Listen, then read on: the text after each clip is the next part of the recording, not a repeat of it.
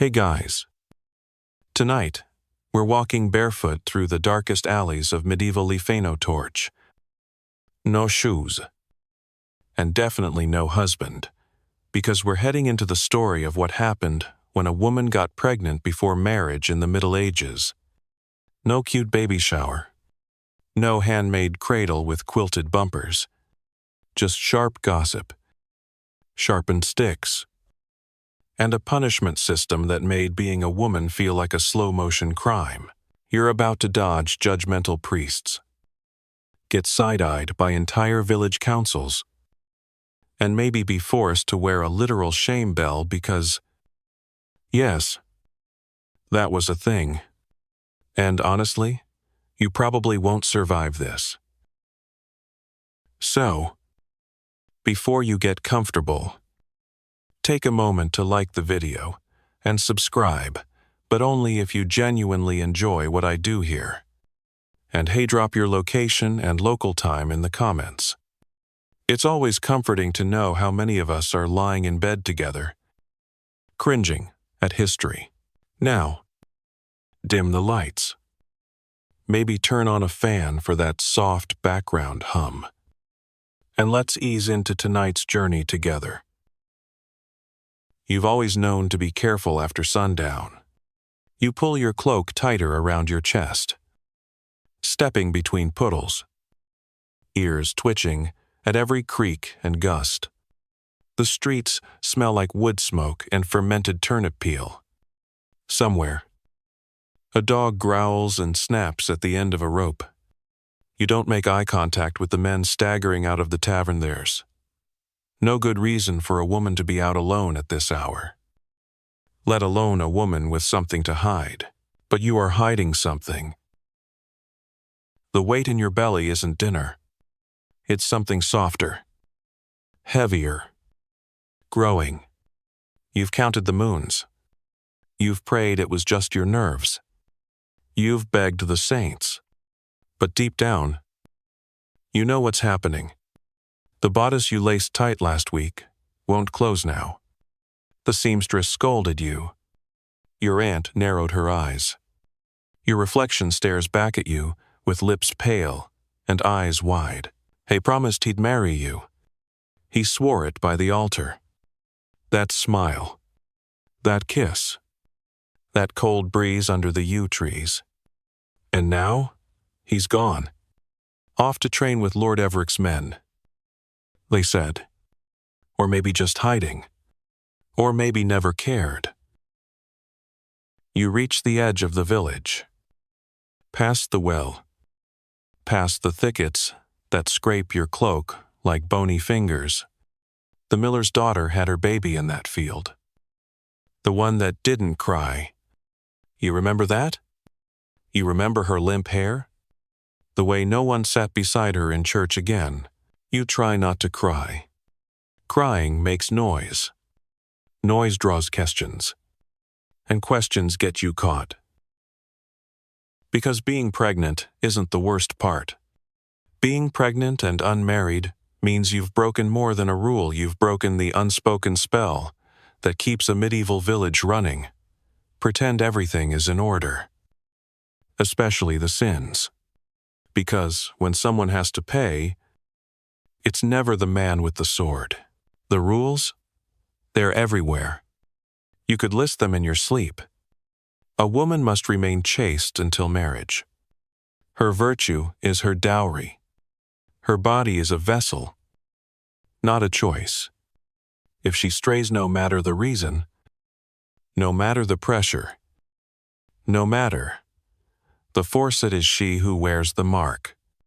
The man is presumed tempted. The woman is presumed corrupt. And now your body is changing.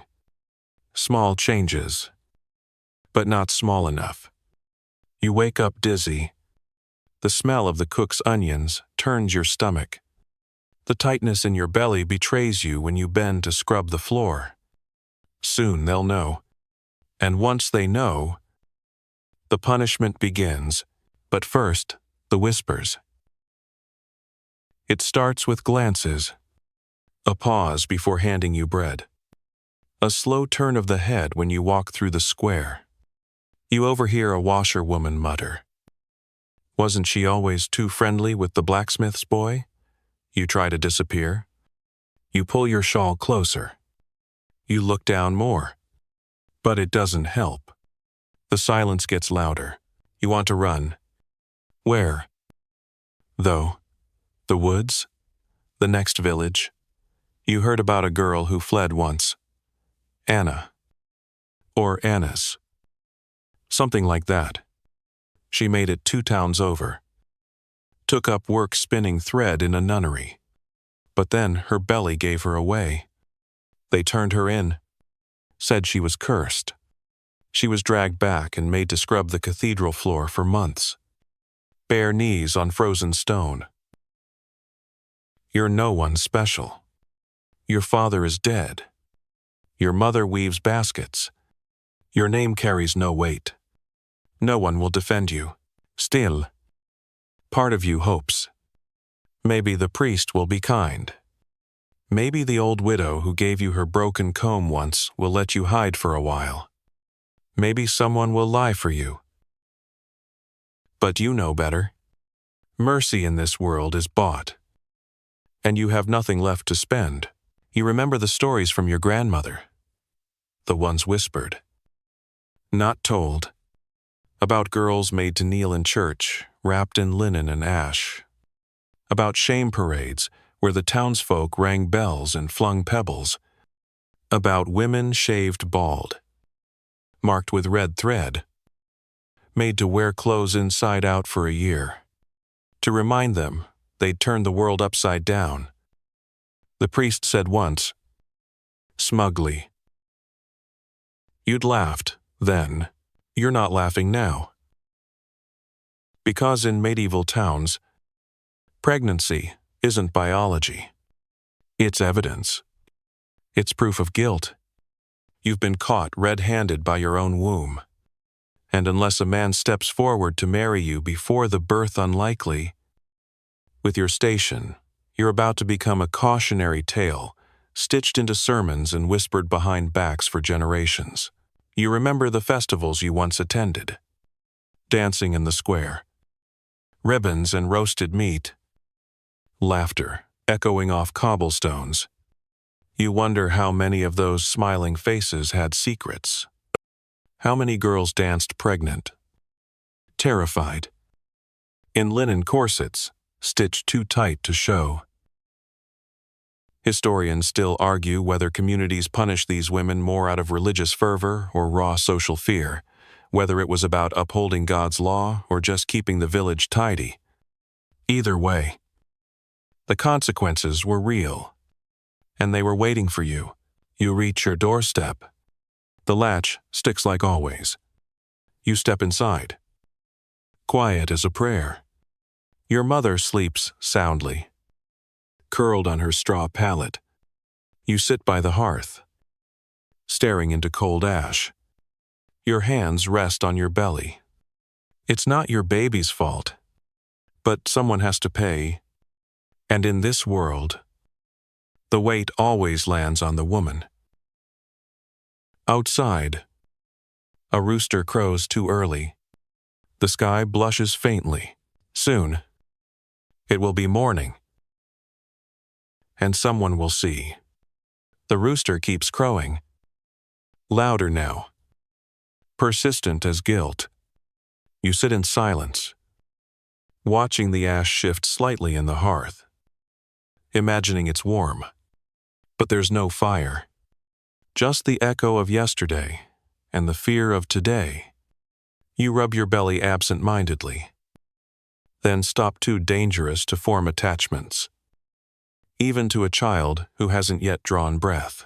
The village wakes around you.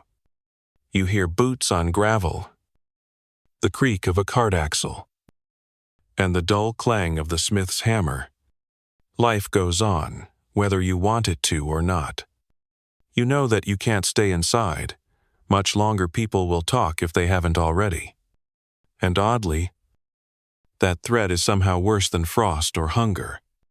Because in a medieval village, rumor spreads faster than fire in dry hay. and it burns just as thoroughly. You dress slowly. Everything feels tighter. Not just your stomach. The apron won't lie flat anymore. The laces strain, as if your clothes themselves are tattling. You layer an extra shawl over your front and pull the hood low, hoping that the drape will disguise the shift in your shape. You used to walk proud, hips swaying just enough to catch the baker's boy's eye, but now you shrink. Shoulders hunched, trying to fold yourself into something smaller, less noticeable, less pregnant. Outside, the air is sharp, cold enough to sting your cheeks, but not enough to freeze the mud, which sucks at your shoes with each step. The village seems normal, almost insultingly so. A woman sweeps her doorstep with the rhythm of someone who doesn't have secrets. A man leads his goat by a frayed rope, humming off-key. No one points. No one gasps. But you feel it anyway, the weight of unseen eyes.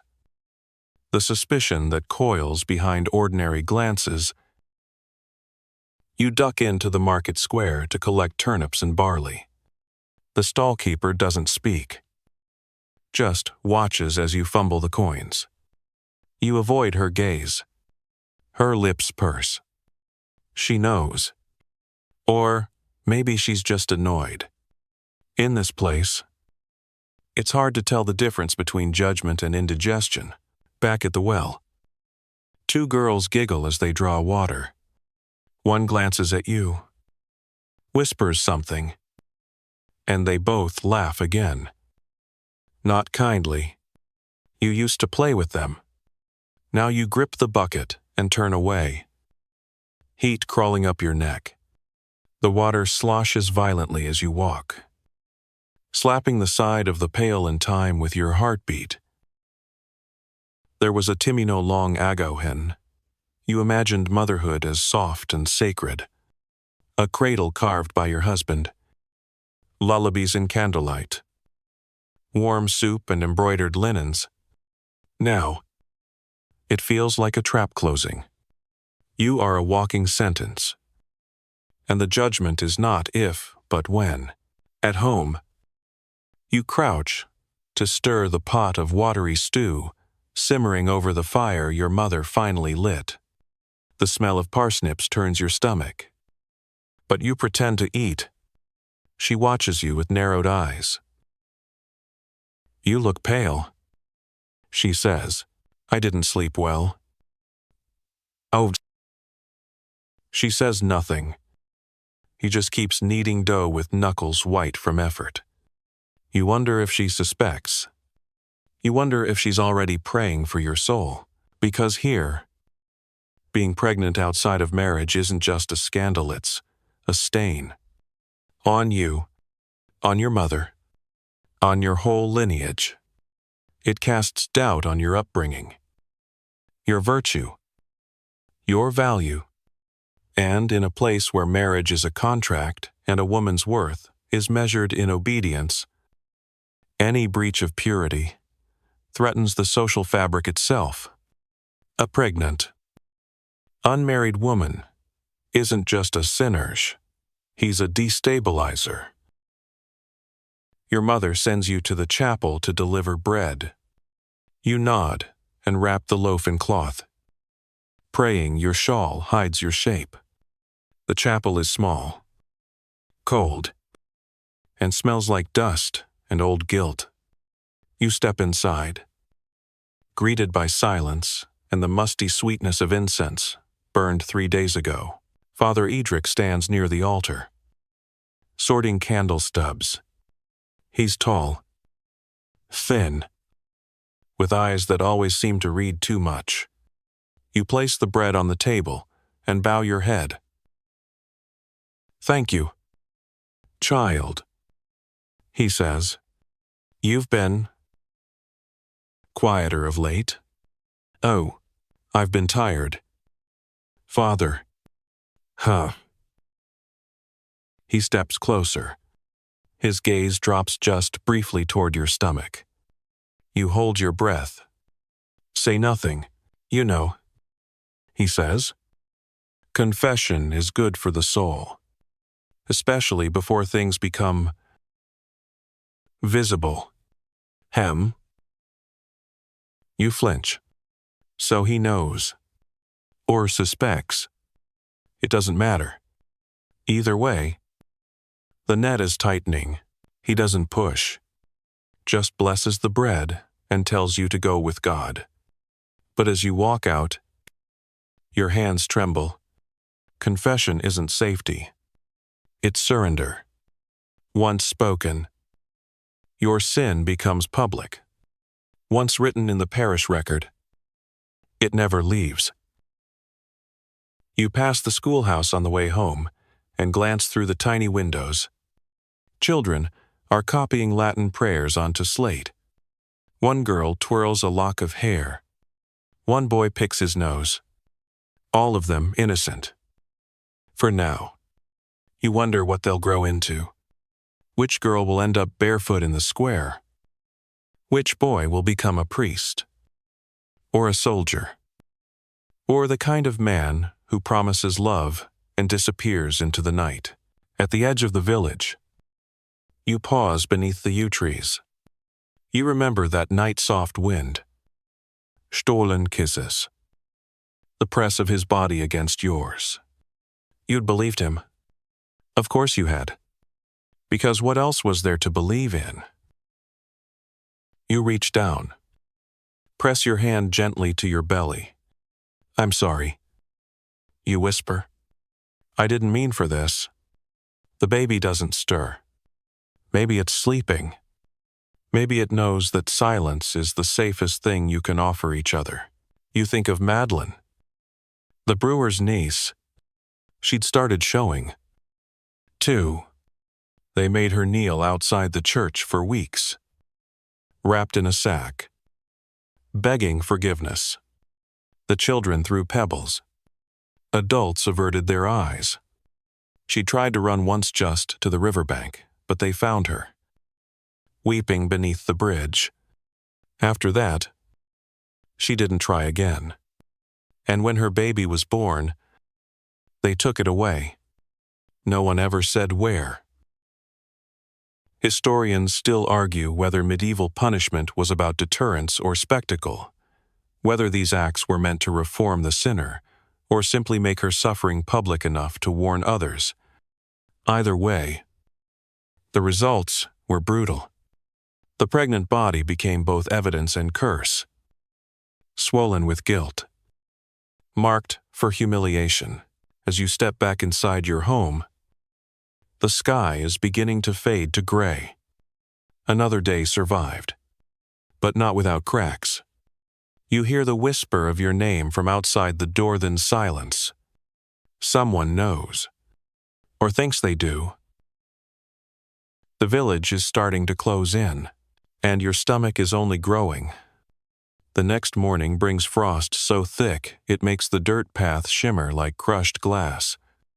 You walk it anyway, feet wrapped in thin wool, soles soaked before you're halfway to the bakehouse. The cold bites your fingers, but you don't complain. Complaints are remembered.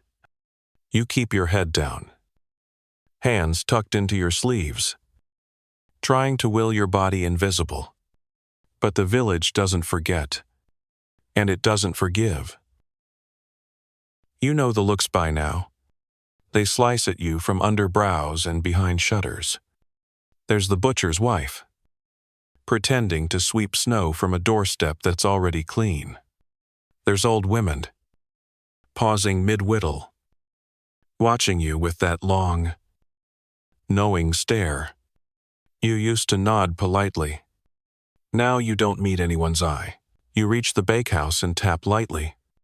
Mistress Guthrie opens the door and steps aside without a word. The warmth of the oven hits you like a blessing. And for a moment, you allow yourself to believe in safety. The flour-dusted air, the bubbling pots, the dough rising in quiet mounds. This should feel like comfort. But then she speaks. "You'll not be needing today," she says. "The magistrate came by." "How?" Your breath catches. "He asked after you?" She continues. "Wanted to know if you've been unwell." You nod slowly. "I've had faintness. Some sickness." Guthrie doesn't move. She stares at you for a long, flat second. Before turning to her dough again, he'll likely want you in for questioning. She mutters. "They say the bishop's in town? They're making a list." "Oh." A list. You feel your knees threaten to give. The bishop. That means investigations. That means punishments public. Sanctioned. Divine. And once your name's on parchment, there's no scratching it off. You spend the day folding crusts and not speaking unless spoken to. Every movement feels like it echoes. You count how many times someone passes behind you. You try not to cry when the cramps begin out from the baby. But from standing too long, you're sore, stretched, pulled at both ends. But you endure, because endurance is all you have left. That night, back at home, your mother doesn't ask why your hands are shaking as you stir the stew. She just hands you more nettle and says, "Drink." Maybe she's always known. Maybe she's waiting for you to say it. But you don't. Because if you say it out loud, you're handing her a sentence too. The next day, the bell rings in the village square twice. That means gathering. That means judgment. You almost don't go. But not showing up is worse. It's admitting guilt before anyone's pointed a finger. So you go, wrapped in every shawl you own, stomach bound tight, spine straighter than it's been in weeks. In the square, the bishop stands on a platform beside the magistrate. Both wear frowns carved from stone. Behind them, a clerk scribbles names with a long feathered quill. You scan the crowd, looking for safety and finding none. The bishop speaks of morality, sin, and consequence. His voice is deep, practiced, the kind that demands silence. He talks about the sanctity of marriage, the danger of temptation, the chaos loosed upon society when women fall from grace. You wonder if his hands have ever touched cold earth to bury a child. You doubt it. Then he begins reading names. One by one, the girls step forward, familiar faces. Some older some younger. You recognize a girl who stitched your gown 2 summers ago. A woman who sells root vegetables near the bridge. All of them wear the same look, blank, resigned, hollowed out. You hold your breath. Your name isn't called. Not yet. But it will be. You can feel it coming. Like thunder behind the hills. You glance down at your hands mud-stained. Calloused. Clenched. You whisper to yourself. Not yet. Just not yet. As the crowd disperses, someone touches your arm. It's Beata, the miller's daughter. She leans close and hisses. The midwife's talking? Said you've missed your bleeding 3 times. Her eyes are wide. Not kind. Not cruel. Just factual. And that's it. Your final shield crumbles. The midwife knows. Which means the church will know. And once they know, the punishment begins. Back in your cottage, you lie on your mat and stare at the ceiling.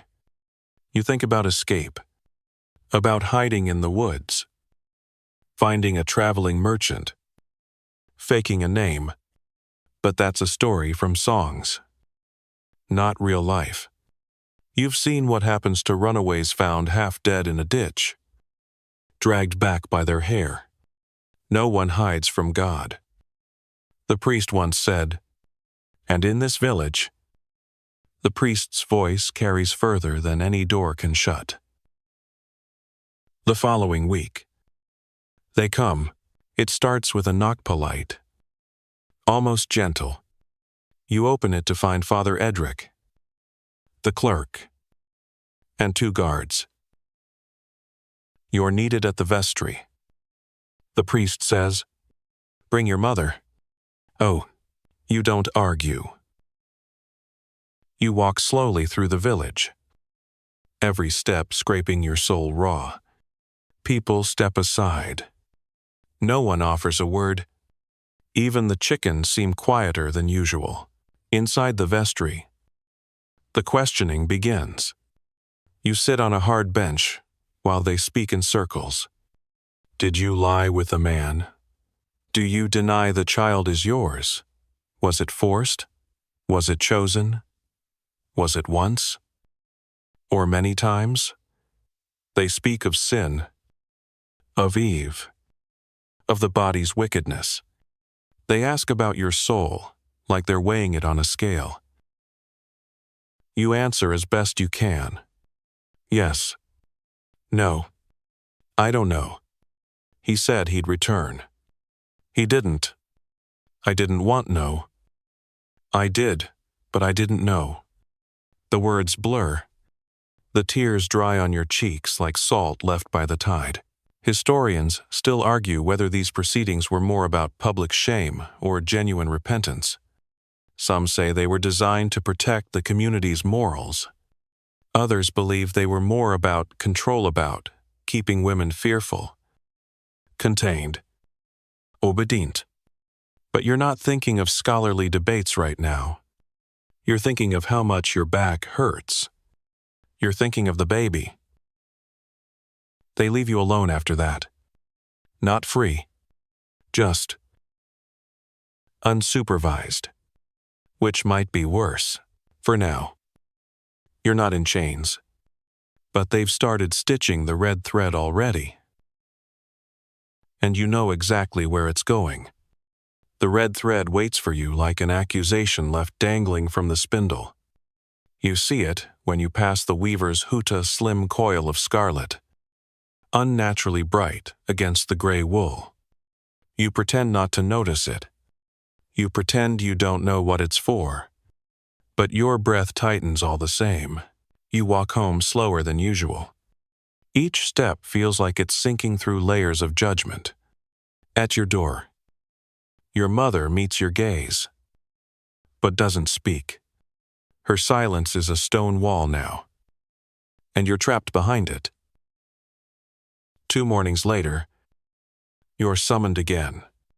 This time, it's not the vestry, it's the church steps. They've decided to proceed with your penance, which is a nice way of saying they're about to make you into a sermon with legs. You don't get to decline. There's no form to appeal. Just a rope of red wool in the priest's hand, and a bell tied to a sash. They dress you in a tunic inside out, the seams bulging awkwardly, like sin turned literal. The red thread is stitched around your waist and across your shoulders, like a sash you didn't earn. It marks you as a fallen woman, a shame garment. It's meant to show everyone what you did, even if they never heard a word of gossip. The bell small, iron, tied to your belt rings every time you take a step. It's not for decoration. It's to keep you from hiding.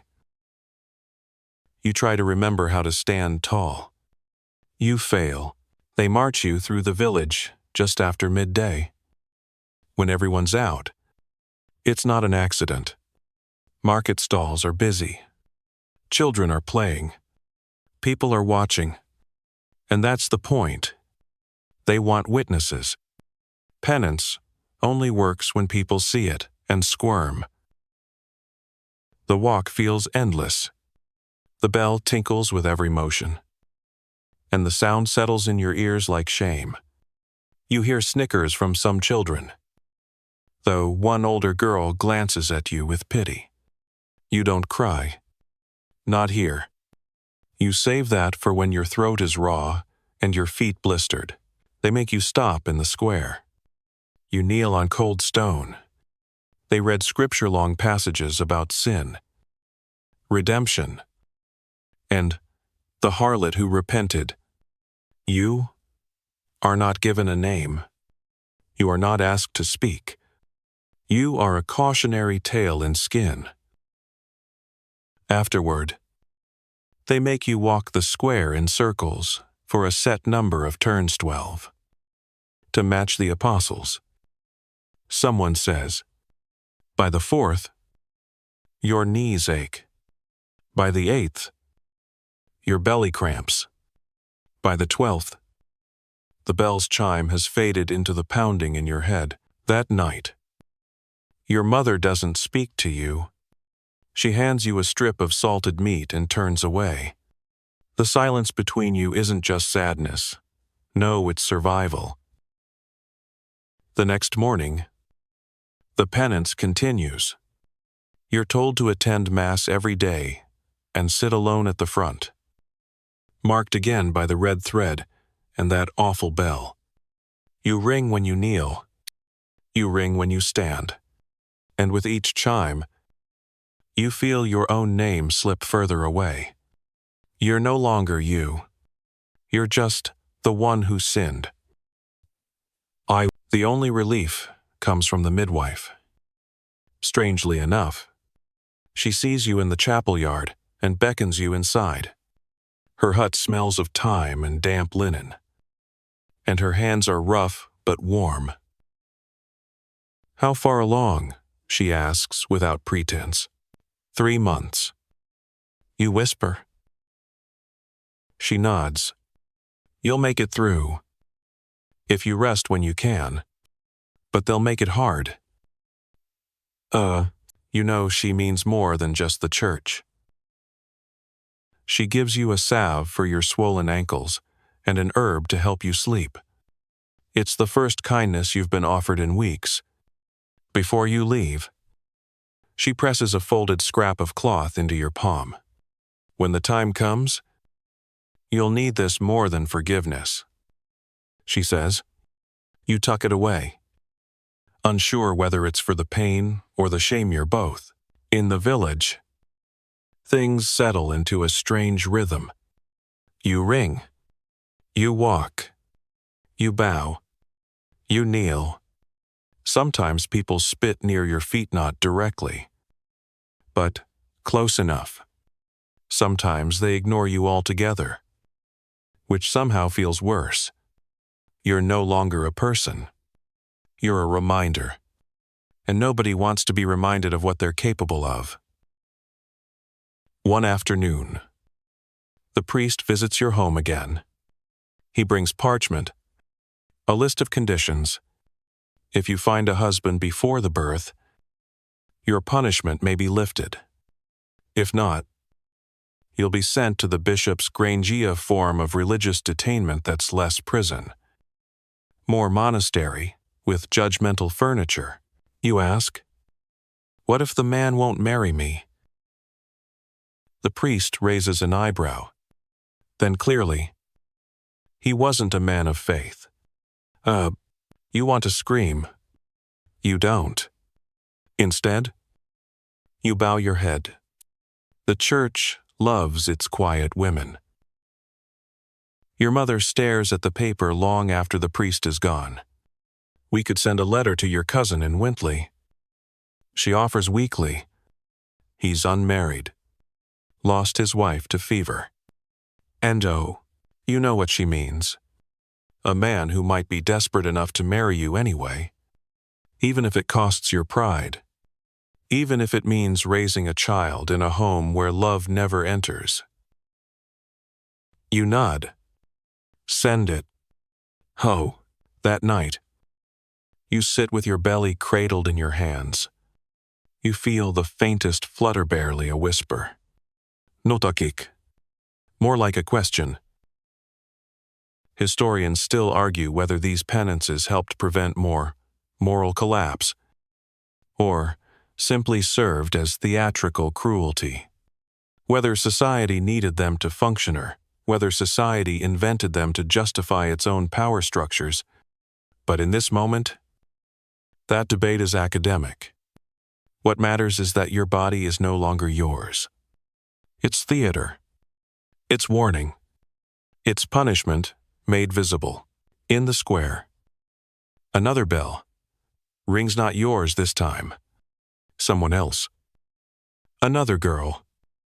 Marked by a red thread. You glance toward the sound and see her. Young. Trembling. Newly ashamed. She won't meet your eyes. Not yet.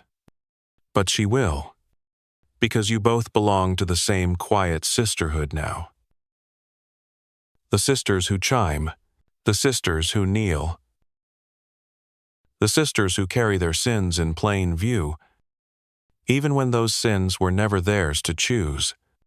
The bishop's summons arrives the same way most things arrive in your world, quietly, without consent. A messenger boy knocks before dawn, eyes wide, breath fogging in the morning, chill. He doesn't look at you directly, just thrusts the scroll forward and mutters, "You're to come." You don't ask where. You already know. The bishop's grange looms on the hill above the village. Squat and gray. Built like a punishment. The stones sweat even in summer. And the windows are more slits than panes. You've never been inside. No one who enters speaks much afterward. What little you've heard sounds more like penance than prayer. Endless work. Cold meals. Whispered sermons. But it's still safer than the pillory. And if you behave, they say, they might let you return home before the child is born. You pack what you're allowed. A blanket. A worn shift. A pouch of coins. Your mother pressed into your hand with trembling fingers. Don't speak unless asked, she says. Don't cry too loud. And remember, God watches, even when men are blind. You want to tell her you stopped believing in that kind of God weeks ago. But you nod instead. The walk is long and uphill. Your knees ache. Your back throbs. The bell at your waist rings, with every step like a taunt. Some villagers watch from doorways. One spits at the dirt. One turns away. No one speaks. Even the birds seem quieter as you near the gates. At the entrance, a nun takes your name and strips you of your shawl and boots. You won't need those here, she says, folding them without emotion. They give you a robe of scratchy wool and a wooden token with your initials carved crudely in the back. This marks you. The nun says, lose it and you'll eat last. You clutch it like a relic anyway. Inside, the grange smells of mold, vinegar, and cabbage. There are 5 other girls already kneeling in the chapel, all in red-threaded robes. None look up. Your duties begin immediately. Scrubbing floors, churning butter, weeding the gardens. You're not permitted to speak unless in prayer. Meals are silent and meager, barley gruel in chipped bowls, hard bread soaked in broth, and the occasional sour apple when the steward is feeling generous. You sleep on straw, wake with the dawn bell, and end each day with a full hour of kneeling until your knees feel like cracked bone under thin skin. Still, There's a strange relief in the predictability. No more rumors. No more guessing who knows. Here, everyone knows. Everyone's guilty of the same unspoken crime. You don't have to pretend anymore. You just have to endure. The other girls are quiet. Mostly. But one sits beside you in the garden and hums softly while she pulls weeds. She's older, maybe 20, with a scar on her cheek and hands tougher than the steward's boots. She doesn't ask about your story. She doesn't offer hers. But one afternoon, she whispers, "3 of us were promised marriage. None of them came back." You nod. "Don't name the father." She adds, "It won't help." "Oh, you already decided that." His name lives somewhere deep, buried under layers of fear and resentment. You used to say it like a prayer. Now you say nothing at all. The midwife visits the Grange once every 2 weeks, checking each girl's belly with brisk hands and no warmth.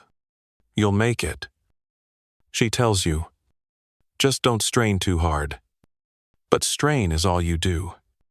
You bend, lift, howl, scrub, all while your stomach stretches, and the child inside seems to press against your spine like it wants out before it's ready. At night, you lie awake, listening to the others breathe. One girl sobs into her pillow. Another mutters, "Hail Marys," until sleep overtakes her. You find yourself whispering old songs your mother sang. You touch your belly, feeling the occasional roll. A foot. A jab. A reminder that someone else is in this with you. One stormy morning, a girl named Cora collapses while scrubbing the privy. Her shift clings to her back. Soaked with sweat, she moans and clutches her side. The nuns lift her like laundry and carry her to the back hall. You don't see her again for 3 days. When she returns, her eyes are hollow, her arms empty. No one asks what happened. No one says a word. But that night, Ismay lights a candle in the corner and mutters something soft in Latin. "Did the baby? You start?" "She gave birth," Ismay says. "Too early. Too small. They buried it out back." "Na marker. You close your eyes. That could be you. That might still be you." Historians still argue whether places like the Bishop's Grange were intended to rehabilitate or just hide immoral women. Some say they offered mercy. Others say they institutionalized cruelty. But for you, it's simpler. It's a place you survive. A holding cell for souls awaiting judgment. One afternoon, as you kneel in chapel, you feel a cramp so sharp it cuts through prayer. You inhale sharply. The nun, overseeing you, notices, but says nothing. Later, in the garden, the pain comes again deep, low, and more rhythmic this time. You crouch by the lavender patch, trying not to show it. But Ismay sees. "Soon?" she asks. You nod, biting your lip. "Too soon? Maybe." "Oh." She offers you a smuggled strip of linen. "Hide it. You'll bleed heavy." They'll act like they didn't know. You don't want to cry in front of them. You take it and thank her with a glance. That night, the pain gets worse. You curl on your pallet, gripping the straw until your knuckles ache. The other girls don't sleep either. They wait, listening to your breathing, The nun on duty lights a candle and watches but doesn't intervene.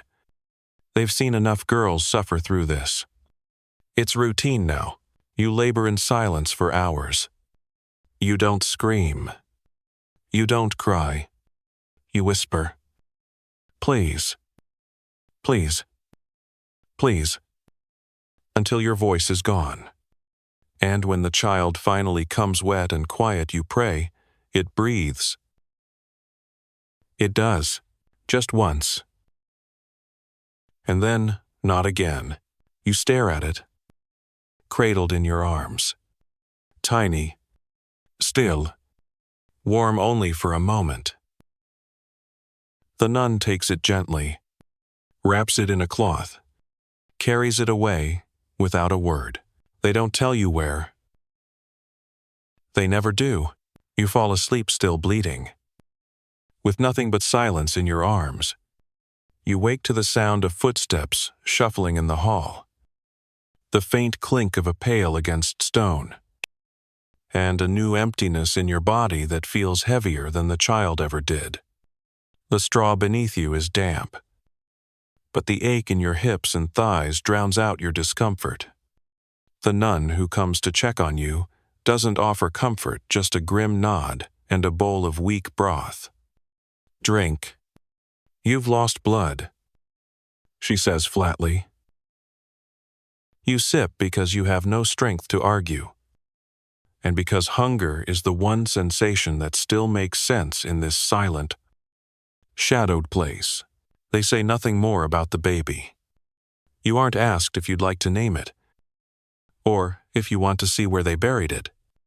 If it was buried, for all you know, it's wrapped in linen and placed in a mass grave behind the chapel, like the others they don't speak of. You don't ask. You already know the answer. That child was born in sin and silence. And that is how it will be remembered, if it's remembered at all. One of the nuns leaves a tiny cross scratched onto the windowsill above your pallet. You don't know if it's for you or for the baby, but it's the only sign anyone noticed your pain. They give you 3 days to recover. On the 4th, they tell you to return to your duties. You can barely lift the pail of water at first, but you do it. Your body moves like it belongs to someone else now. Someone made of hollow ribs and stiff joints. The other girls avoid your gaze, not out of cruelty, but because they've all been there. There's no pity here, only shared silence and work that never ends. The chapel smells of old wax and cold stone. The gardens smell of earth and ash, and everything else smells like forgetting. Ismay sits beside you one afternoon while you mend linens, her fingers moving fast through the weave. "I lost too," she says softly, eyes never lifting from the cloth. "First one I cried. Second one, I didn't feel a thing." You nod. No words feel right. Our voice drops lower. "They're planning to send you home." "I?" You glance up sharply. "Why?" "Because you served your penance. And now you're just another mouth to feed." Her mouth curls into a bitter smirk. "They need space for the next one." It's not kindness. It's logistics. The Bishop's Grange isn't built to rehabilitate. It's a sieve. For shame, hold them long enough to quiet the scandal. Then release them before anyone starts asking hard questions.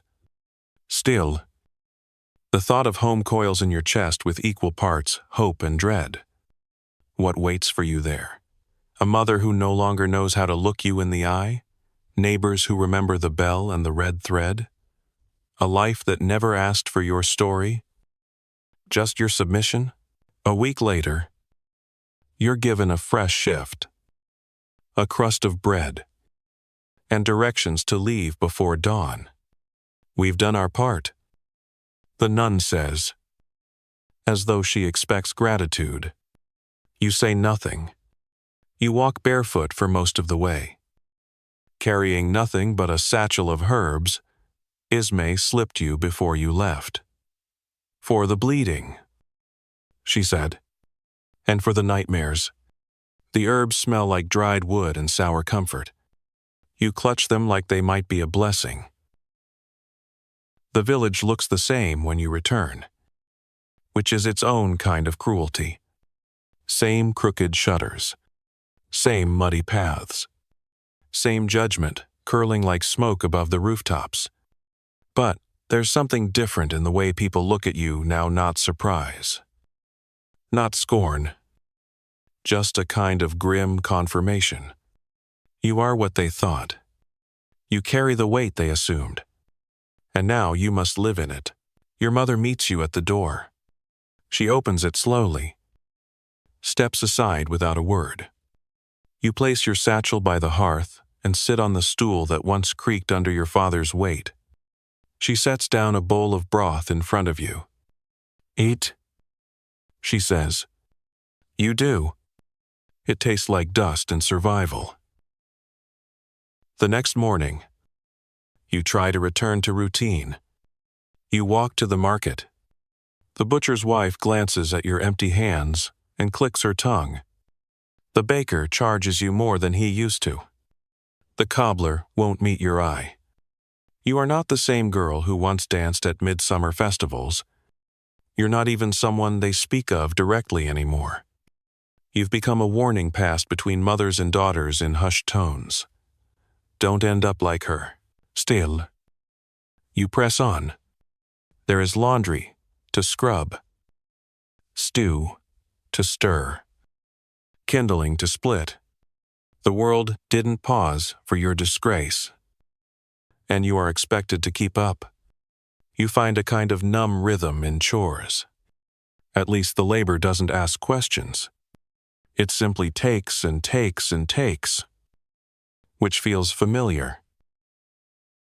One afternoon, while fetching water, you see another girl walking through the village with her head bowed low and a flash of red thread at her waist. You know that walk. You know that fear. You want to speak to her, offer some tiny comfort, but she vanishes around the corner before you can act. Maybe it's better that way. Maybe none of you are meant to be reminders to each other. Historians still argue whether the public punishments for unwed mothers were more about social order or religious fervor, whether these customs were rooted in theology or just centuries of control. What's clearer is how effectively they worked. You, like so many others, learned your place. You learned silence. You learned to carry a burden that was never solely yours. As the days pass, your body starts to recover. The swelling fades. Your hands grow calloused again. But the ache inside you never fully leaves. It shows up in moments when you hear a baby cry in the distance. When you pass the field where the traveling players used to perform. When you kneel for prayer and wonder if anyone is really listening. One evening, you sit by the fire, mending your mother's apron. She looks up and says, "I heard the steward's wife is looking for help. Cooking? Maybe." You nod. She doesn't say more. You both understand. You'll work. You'll survive. You'll stay quiet. And life will go on, because that's what women like you are expected to do. The steward's wife has a voice like spoiled milk soft, curdled, and always on the verge of turning sour. She doesn't smile when you arrive for the first day's work, just gestures to a pile of beets and a dull knife, and says, "Slice. Thin. No waste." You nod and get to it, because even slicing beets in silence is better than sitting alone with nothing but thoughts that echo. The beet juice stains your fingers deep crimson, and the irony doesn't escape you. It looks too much like the thread that once marked your shame. You wash your hands after, but the color lingers in your nail beds for days. As if your body refuses to forget, the steward himself never speaks to you. He simply nods once when passing through the kitchen and leaves muddy prints on the flagstones for you to scrub later. But it's his son Arlen who makes things harder. Not because he's cruel, but because he's kind. He offers you an apple one afternoon while you're carrying firewood. Just holds it out without a word. And his eyes flick to your stomach. Then away. You look tired, he murmurs. And it's that word tired that undoes you. Not harlot. Not sinner. Just tired. You take the apple and eat it in 3 bites. Suddenly ravenous, you begin to notice the way his eyes follow you. Not lecherous. Not pitying. Just curious. Maybe too much so. You ignore it. Until one morning, when you're sweeping ash from the hearth and he asks, "Was it someone from the village?" Your hands freeze mid-motion. "Don't," you whisper. But he's already said too much. He nods and walks away. Later that day, he leaves a folded scrap of paper by your basin, just a drawing of a flower. Clumsy but sweet. You burn it that evening. Not because you're angry, but because you can't afford softness. The steward's wife eyes you more closely after that. Whether she notices Arlen's glances or your lingering smile after eating an apple, you're not sure. But the chores get heavier. The hours grow longer. You're sent to haul water from the far well instead of the nearer one. When you return late one afternoon, drenched from a sudden rain, she mutters. Shame doesn't wash off with water. You say nothing. There's nothing to say. The child you lost still lives inside your memory like a breath you never got to finish. Some nights you wake, thinking you heard a cry. Other nights, your arms ache with a weight that isn't there. You stop praying, not because you no longer believe, but because you're afraid someone might actually be listening. And what if they agree with everything the world has done to you? One Sabbath, the parish calls for a day of confession. All are expected to attend. The chapel is colder than usual, and the incense hangs thick, like a fog of forgiveness you don't believe in. You kneel where you're told. Recite what you're told. And when it's your turn to confess, you step behind the wooden screen and say nothing for several long breaths. The priest Father Edric again waits. Speak. Child. Oh. You finally whisper. I have nothing left to confess. Oh. There's silence. Then a sigh. God sees all. Then he already knows. Oh. You rise and walk out before he can speak again. That evening, as twilight folds over the village, you sit near the fire and untangle a basket of wool. Your mother says nothing but hands you her knitting needle and starts humming an old tune. You don't join in. You're thinking about the other girl, the one you saw weeks ago. Wrapped in red thread. You saw her again. Briefly. Walking into the apothecary's with hollow cheeks and swollen ankles. She looked right through you. Maybe she couldn't bear to be recognized, or maybe you've both just become ghosts to one another. Historians still argue whether the medieval obsession with purity was genuinely moral or just brutally practical a way to control bloodlines. Inheritance. And labor. Some say it was about protecting the community from spiritual rot. Others say it was always about fear. Fear that a woman's desire could upend the order of things.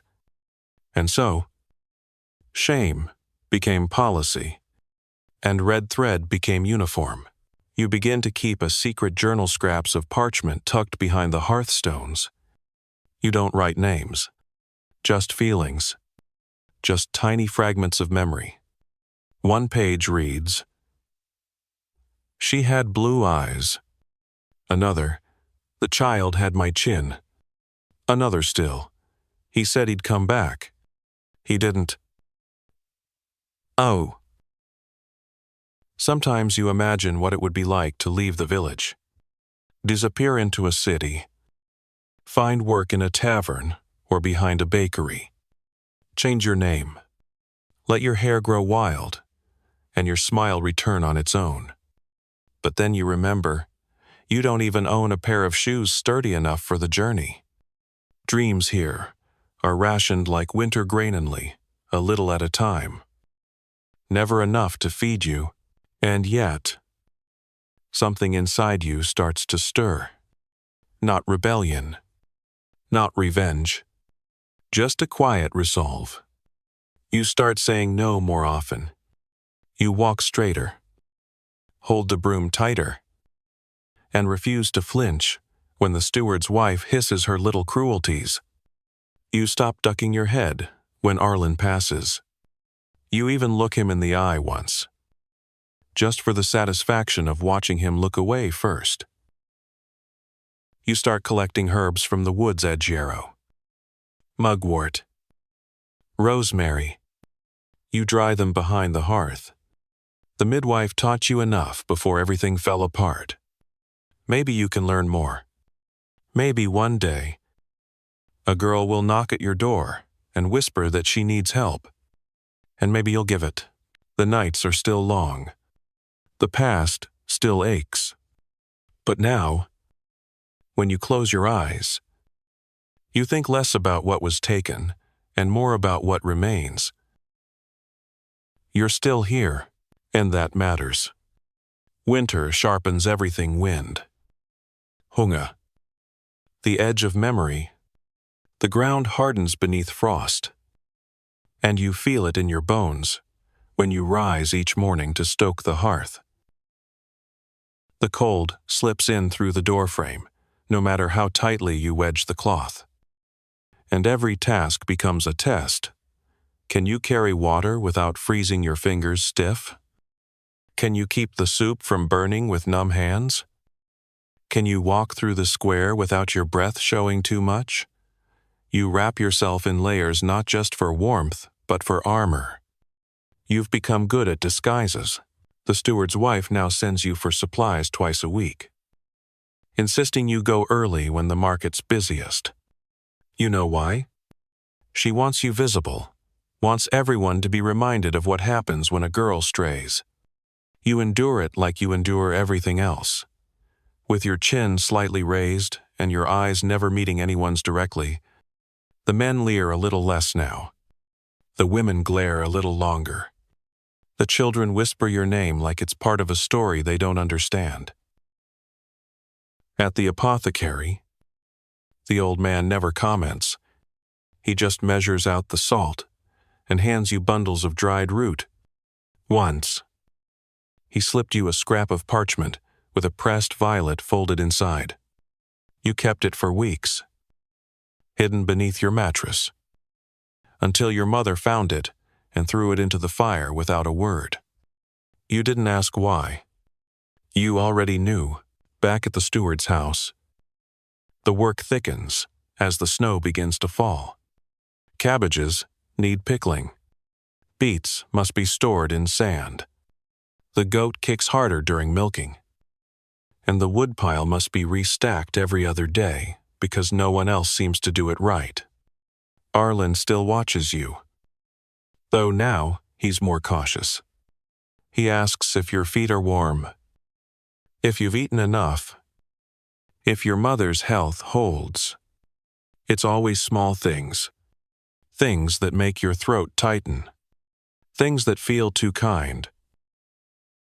One morning, he walks beside you as you carry a basket from the market. You know, he says, not everyone believes what they say about you. You don't respond. He keeps going. I mean, everyone knows what happened. But knowing a thing and hating a person for it, that's not the same. You stop walking and look at him. You should be careful who you say that to. You whisper. His face falls a little. I was trying to be kind. You turn back to the path. Kindness costs more than you know. He doesn't follow. You try not to think about him. Or rather, you try not to think about what kindness could grow into if left unchecked. You've already lived the cost of believing a soft voice and a warm hand. You won't make that mistake again. Still, your dreams betray you. Sometimes she appears beside a cradle, or laughing at the fire with your mother, or simply walking with you through the woods in spring. When you wake, the ache of that never life lingers longer than you'd like.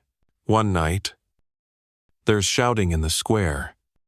You rush out to see a girl barefoot, hair tangled, arms wrapped around her middle, being dragged by two men toward the chapel steps. She's wailing. You don't recognize her. She's from another village, maybe, or someone kept hidden until now. Her tunic is soaked through. There's mud on her knees. The priest emerges, stern and pale, and begins to speak to the crowd.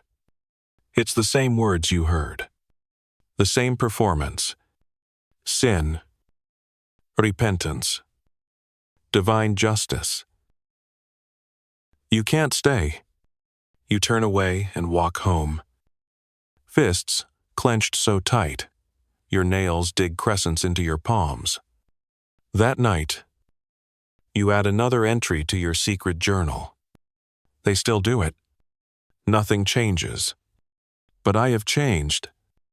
The steward's wife grows colder with the weather.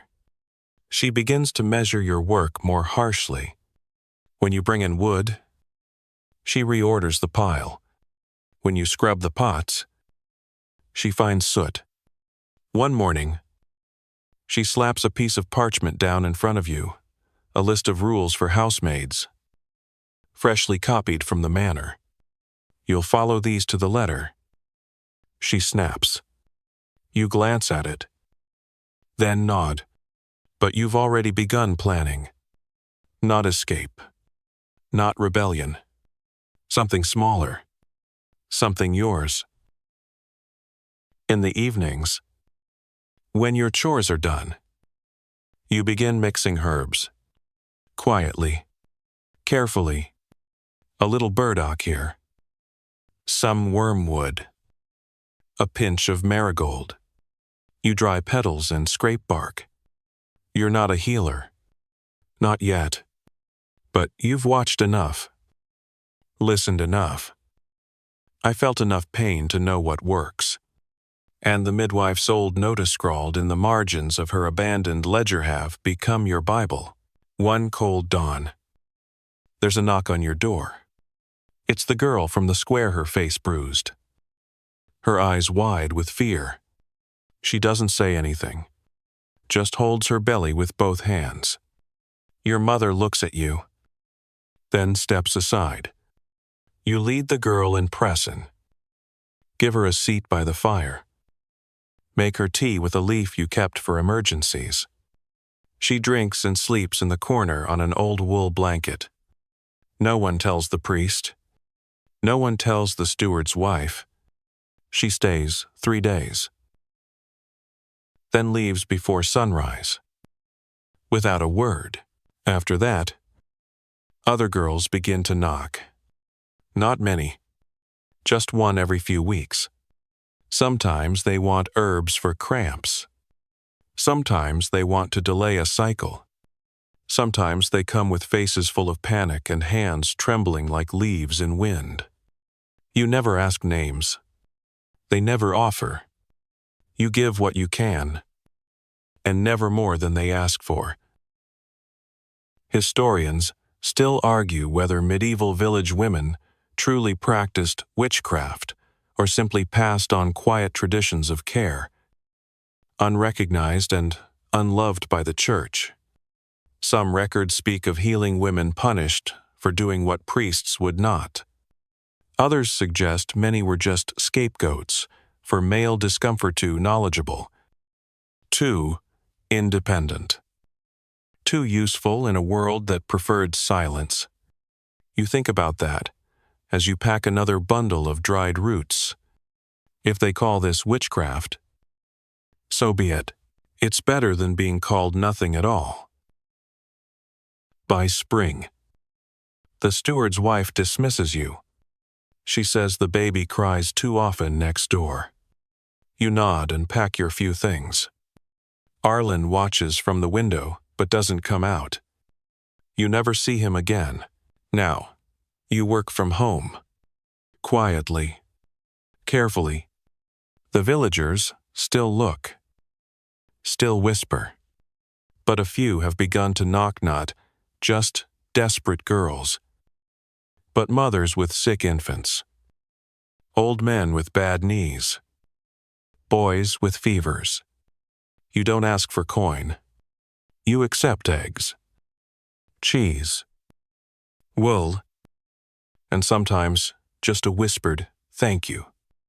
The work is steady. The shame fades slowly, like bruises in deep winter light. You tend the herbs in your windowsill. You write in your journal. And once a week, you visit the chapel not for confession, but to sit at the back where the bell doesn't chime anymore, and the red thread no longer binds your body. You are not redeemed. You are not erased, but you are still here. And in this place, that's a kind of miracle. Marriage, they told you once, was the only salvation for a girl like you. A rope out of the pit you had fallen into or perhaps been pushed. And now, as the steward's daughter prepares for her wedding, all polished cheeks and embroidered sleeves, you're invited to help cook for the feast. Not to attend. Of course, just to peel carrots and stir pots behind the manor kitchen, where the smells of roasted meat and cinnamon buns float through the air like temptation you're no longer allowed to taste. You stand in the scullery, sleeves rolled and fingers raw, listening to laughter drift through the high window and trying not to imagine the silk gown or the ring sliding onto a hand that's never had to scrub soot. You remember what the priest said long ago. Marriage redeems, but you also remember the bargain behind those words. A woman's worth isn't saved by love. It's bought in silence and sealed with labor. You stir the stew, salt it with restraint. When the bride's cousin steps into the kitchen to offer a smile, you turn away before he can say anything soft or generous. You've learned better than to trust kindness in fine clothes. They tried to arrange a marriage for you once. You recall, after your confinement, after the bleeding, after the shame, a widowed cousin of your mother's, 43, and already missing 2 teeth. You were told it was your second chance. You said no, not loudly, but firmly enough. He'll take the child too. Your mother had said, not knowing that the child had already been taken. You didn't want to explain. You just repeated, no, until the subject disappeared like mist at dawn. Now, the girls in the village don't whisper about marriage as a dream. They speak of it as a door that might close forever if they step the wrong way. You hear it in the apothecary, in the field. Beside the laundry lines, questions like, do you think he'd still want me? If, and always the pause. The unspoken part. The stain of someone else's desire on their body. Historians still argue whether marriage during the medieval period offered protection or prison. Whether it truly elevated a woman's status or simply trapped her more legally, certainly, for many, it was survival. But for others, it was just a new costume sewn from the same thread of control, bound by vows instead of bells.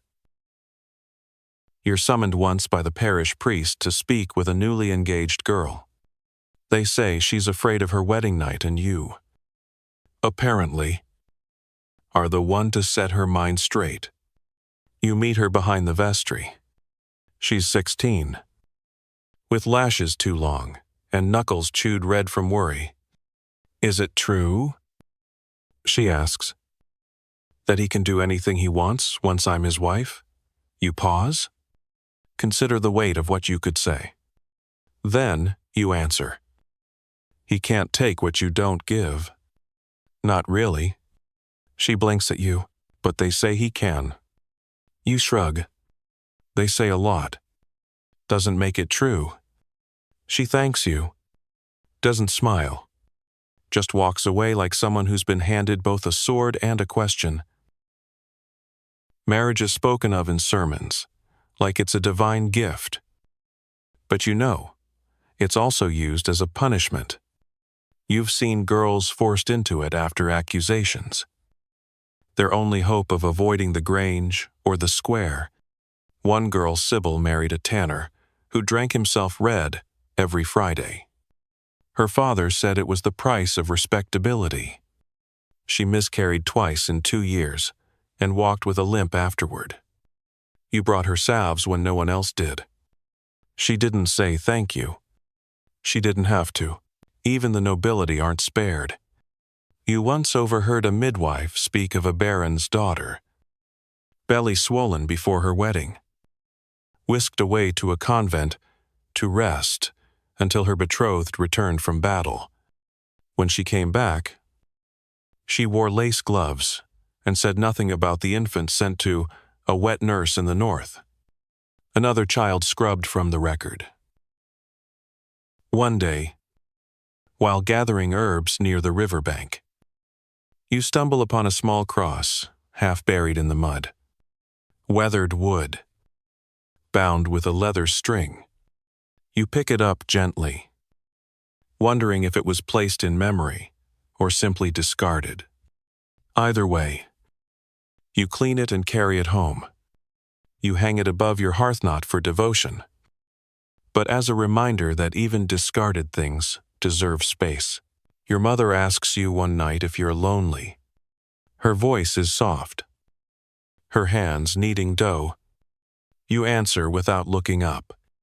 Lonely isn't the same as broken.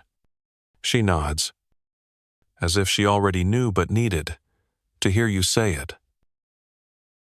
Occasionally, someone still suggests marriage.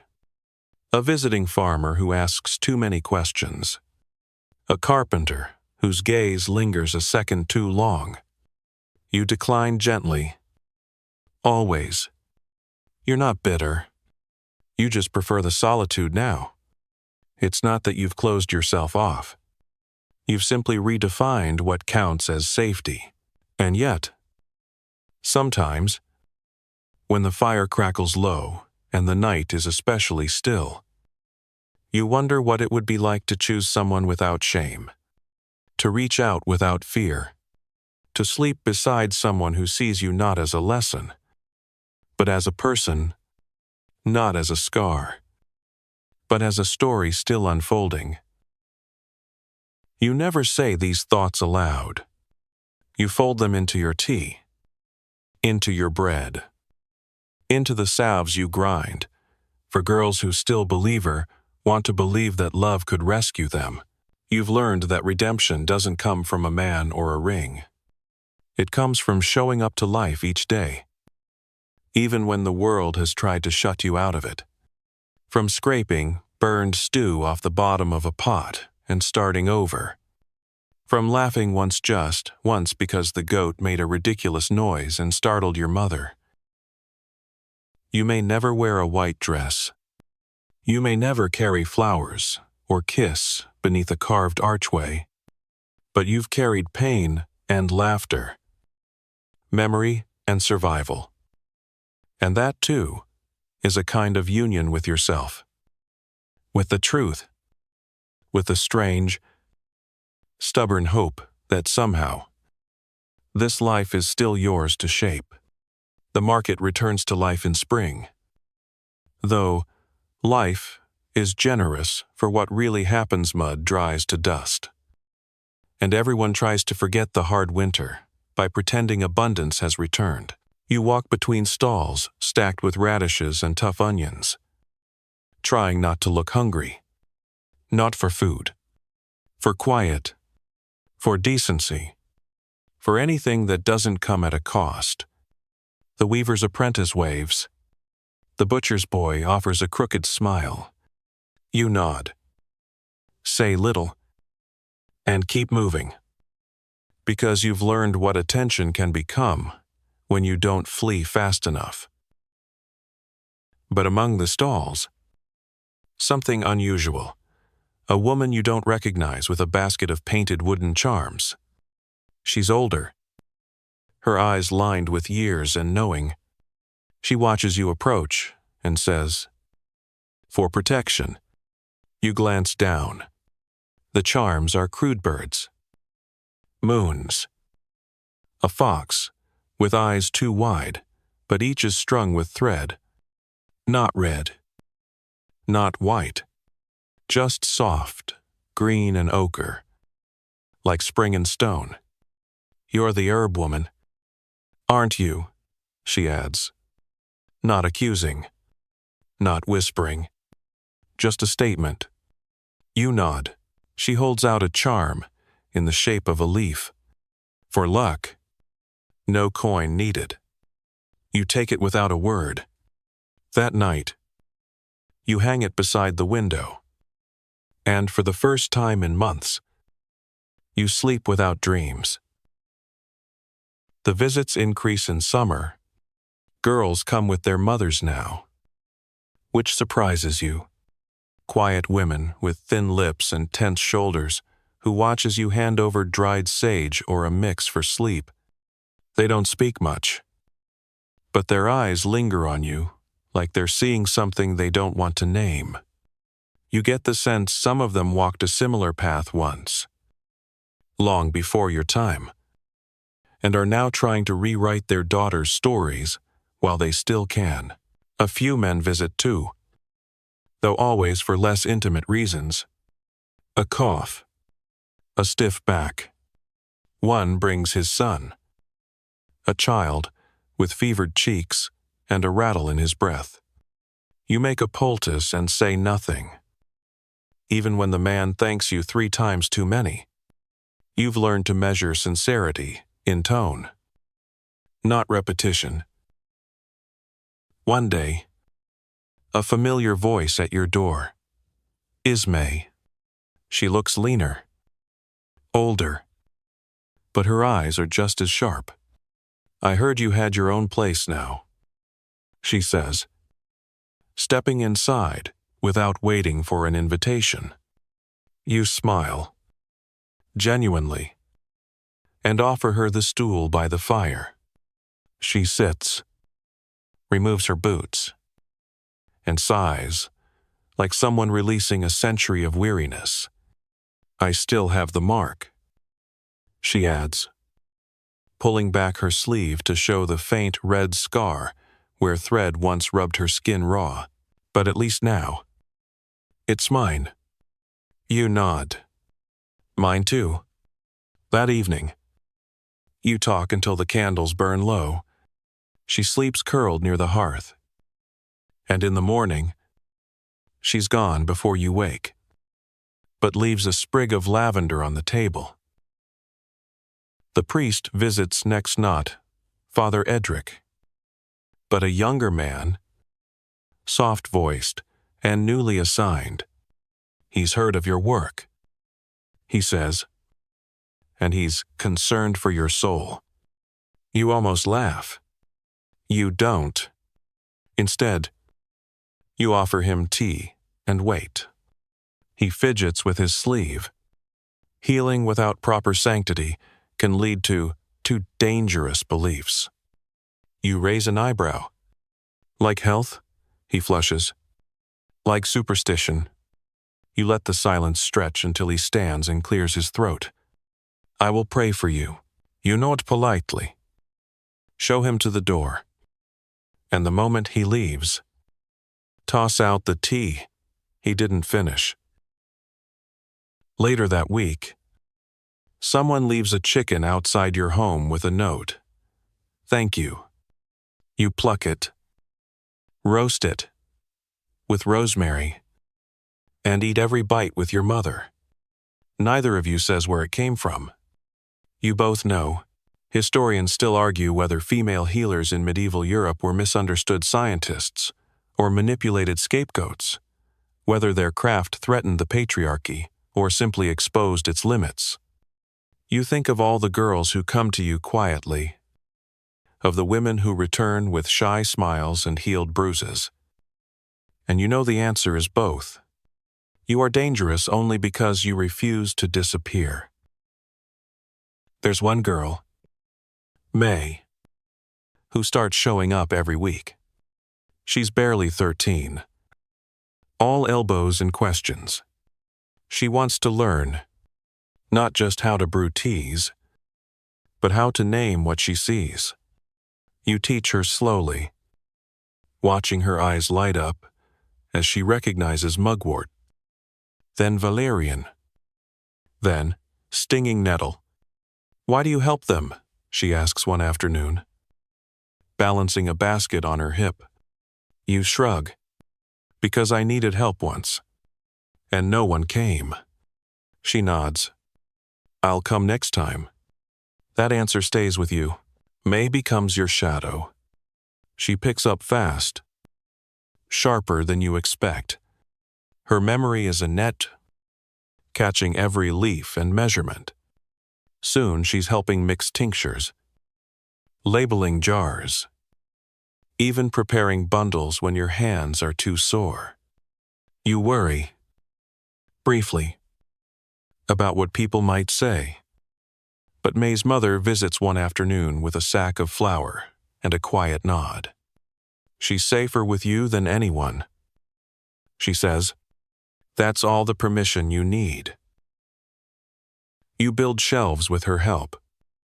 Expand the garden. String lines for drying herbs. Life feels steadier, like a table no longer rocking on uneven legs. Your body still aches on cold days, and your dreams still wander back to the chapel sometimes. But there's air now. There's breath. There's room to stretch.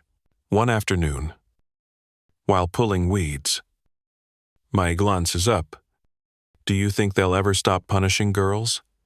You lean back on your heels, wipe your brow, and say, maybe, but not in our time. She nods, as if expecting that. Then we'll just keep fixing what they break. You smile. Exactly. It rains that night. Steady and soft. You listen from bed. The scent of crushed thyme lingering on your hands. And think not of sin or shame or penance, but of roots growing deeper in the dark. You are no longer a pariah. You are no longer a warning. You are something else entirely now. And for the first time in years, that feels enough. By the time summer deepens and the bees start flitting heavy around the lavender, word of your work has reached the edge of neighboring villages. Not officially. Of course. Not through any sanctioned channel. Just whispers passed between mothers, exchanged at well springs and bake stalls, carried by sisters and aunts who've learned to trust in quiet things. You never advertise. You don't hang a sign or stand in the market square like a town crier. You simply keep your door unlocked and your windows open. And still, they come.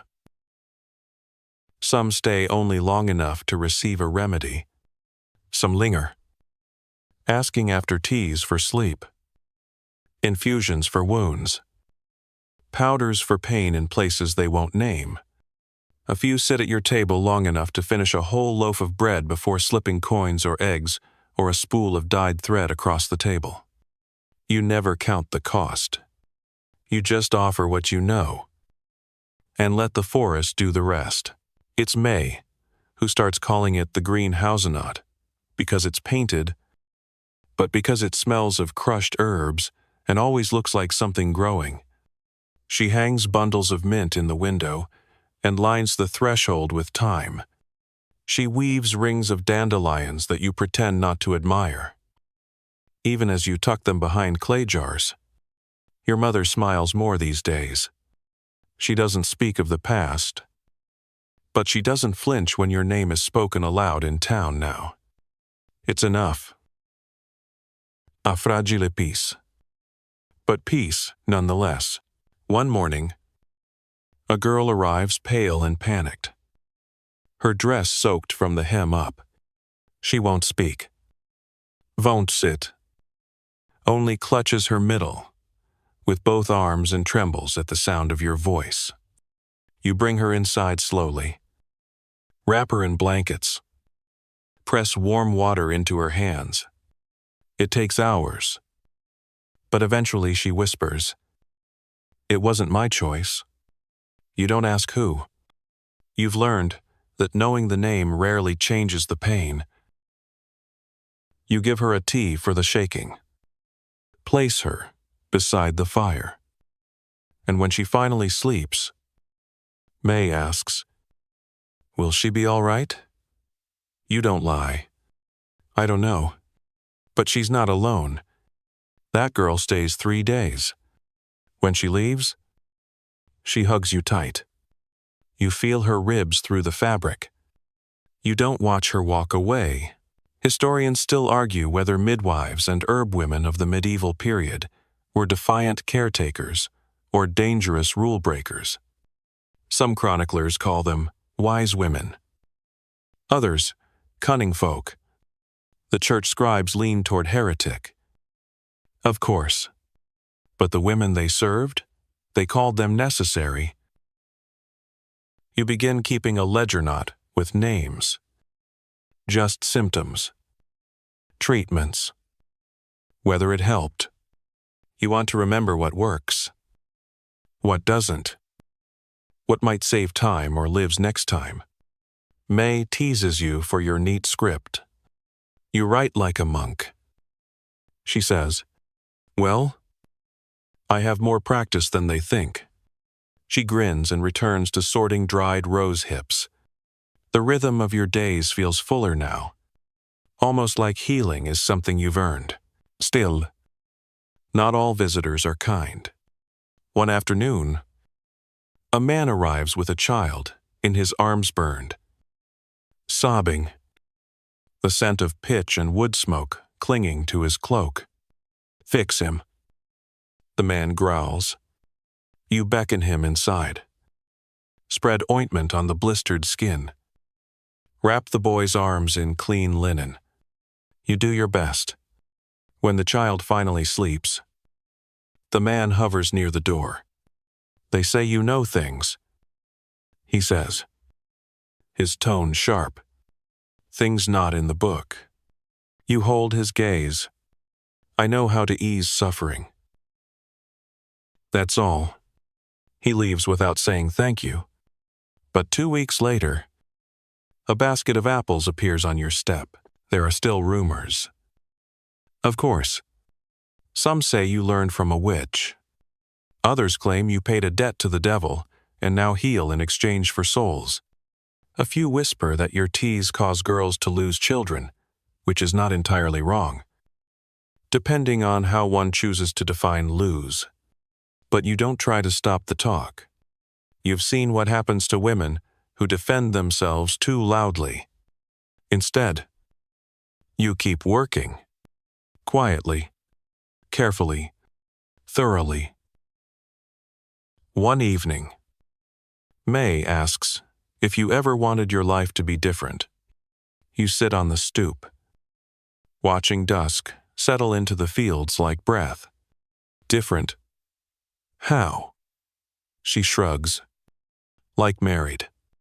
Or respectably. You laugh? Not unkindly. I wanted not to be afraid. And now I'm not. That's enough. She nods. Then says softly, I want to be like you. You touch her hand. Be better. Oh, your garden overflows by late August. The basil has taken over one corner, and the rosemary threatens to collapse under its own weight. You trade bunches for flour. Cheese. Sometimes honey, when the bees have been kind. You begin pressing oils, storing syrups, preparing for the long cold months that always come. May helps. Eyes bright. Hands busy. Asking 1,000 questions. You answer what you can. The rest, she'll learn in time. And then, one afternoon, something strange. The priest returns. The younger one, still too smooth in the face to be trusted. But he isn't alone. He brings a woman with him, heavily pregnant. Eyes sunken with exhaustion. We've tried everything, he says. And for the first time, you hear desperation in his voice. Please. Oh, you let them in. The woman can barely walk. You place her on your bed. Feel her pulse. And know immediately she's not far from danger. The child is turned. The labor has slowed too long. You give her water mixed with crushed root. Massage her stomach. Guide her breathing. It takes hours. Blood. Sweat. Screams. Your floor is stained by the end. But the child is born. Small. Breathing. And the mother lives.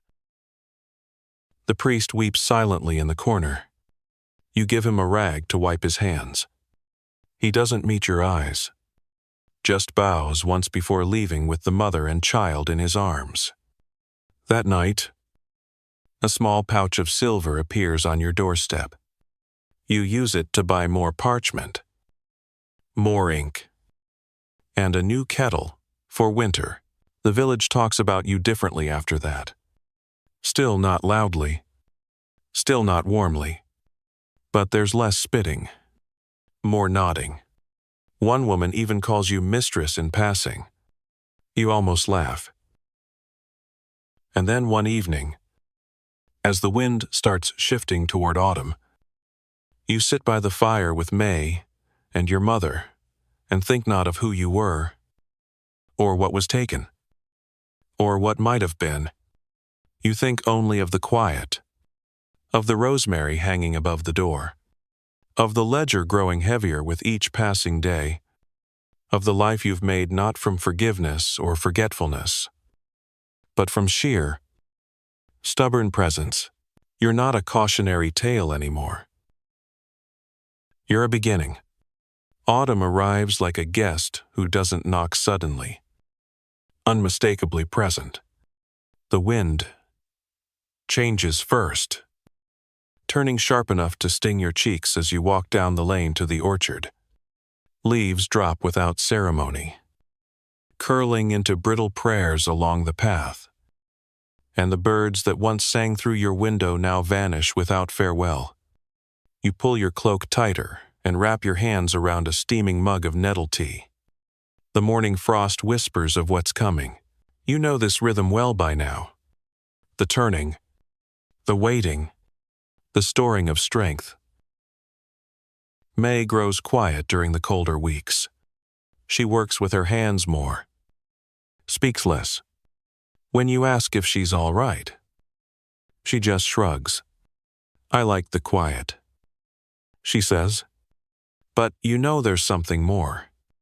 Eventually, She admits her sister has been sent to service at a manor, a day's walk east. They said it was a blessing. She cried the whole night before.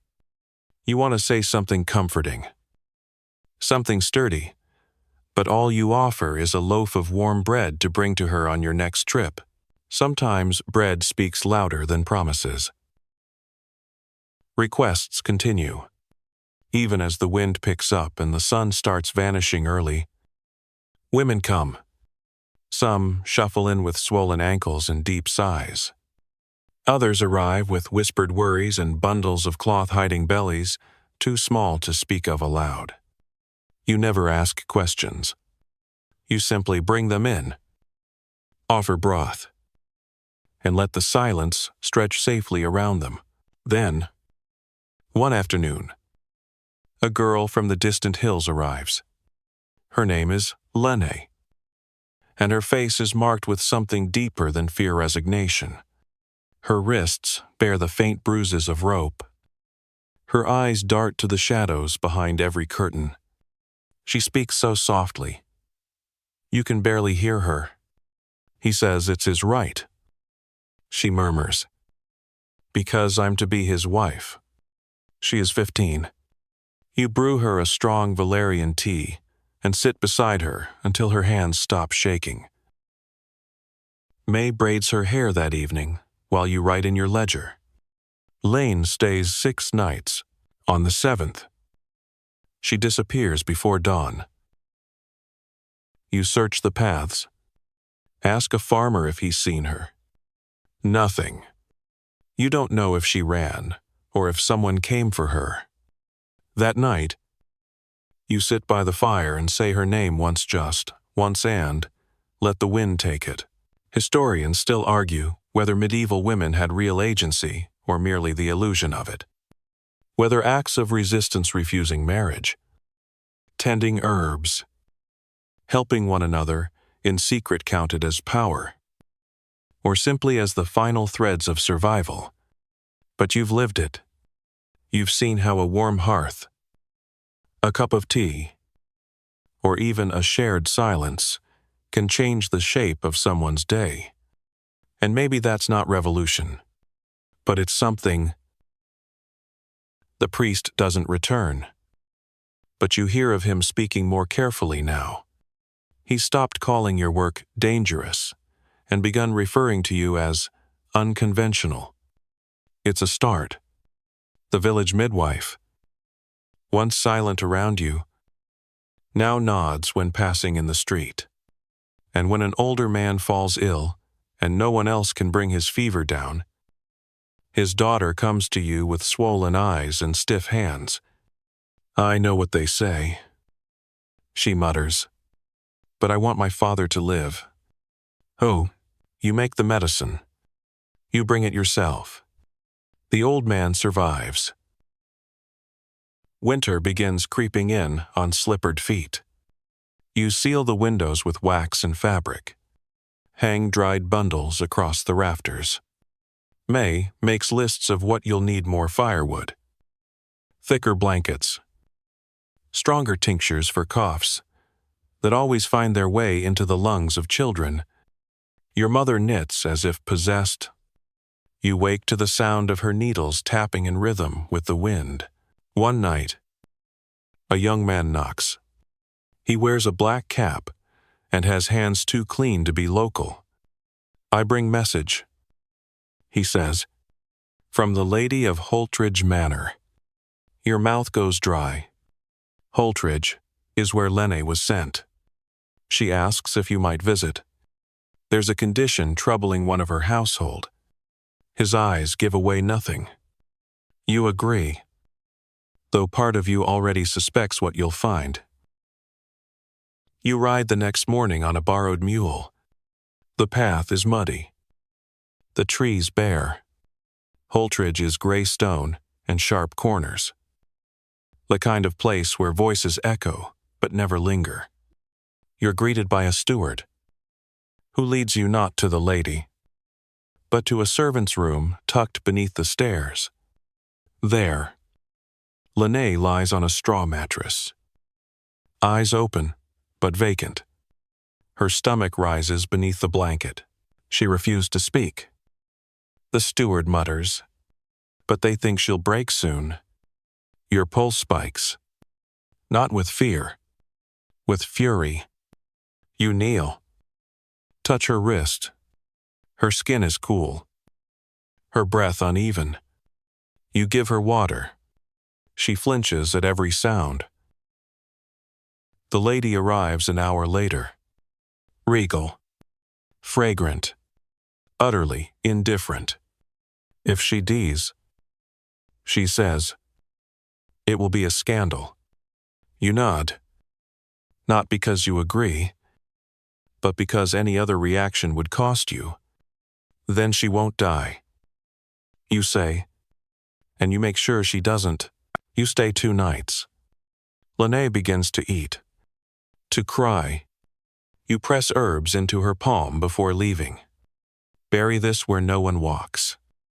You whisper, "It won't change the world, but it might change your breath." Back home, you scrub your hands raw. Your mother doesn't ask what happened. May just brings you soup and says, "You stayed too long. We missed you." You hang your cloak to dry. Sit in your chair. Feel the weight of winter settle onto your shoulders like a familiar shawl. But there is warmth in the house. The herbs are drying. The ledger is full. The fire is steady. And somewhere out there, Lene is alive. That's something. That's enough for now. The first snow falls silently, as if the sky itself has decided to hush the world for a while. You watch it drift past the window, while stirring honey into a pot of boiled ginger and clove. The hearth crackles behind you. May hums under her breath as she bundles dried lavender. And your mother rocks slowly in her chair, her needles clicking like a heartbeat. Outside, footprints begin to vanish. Inside, everything feels still. But you know better than to trust stillness. Winter is the season when aches wake with the sun, and people remember what hurts.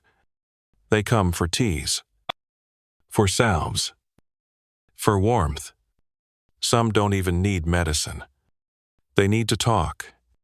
A farmer's widow stays for an hour just to describe her husband's laugh. A boy too young to grow a beard brings you a frozen bird he found and asks if it can be revived. You warm it, gently, by the fire, but its wings never move. He nods, brave-faced, and buries it under the rose bush. Requests are heavier now. Coughs that linger, joints that swell, shadows under eyes that say more than words.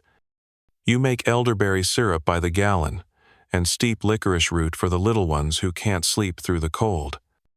May keeps up well, though she's taken to wrapping her wrists too much chopping.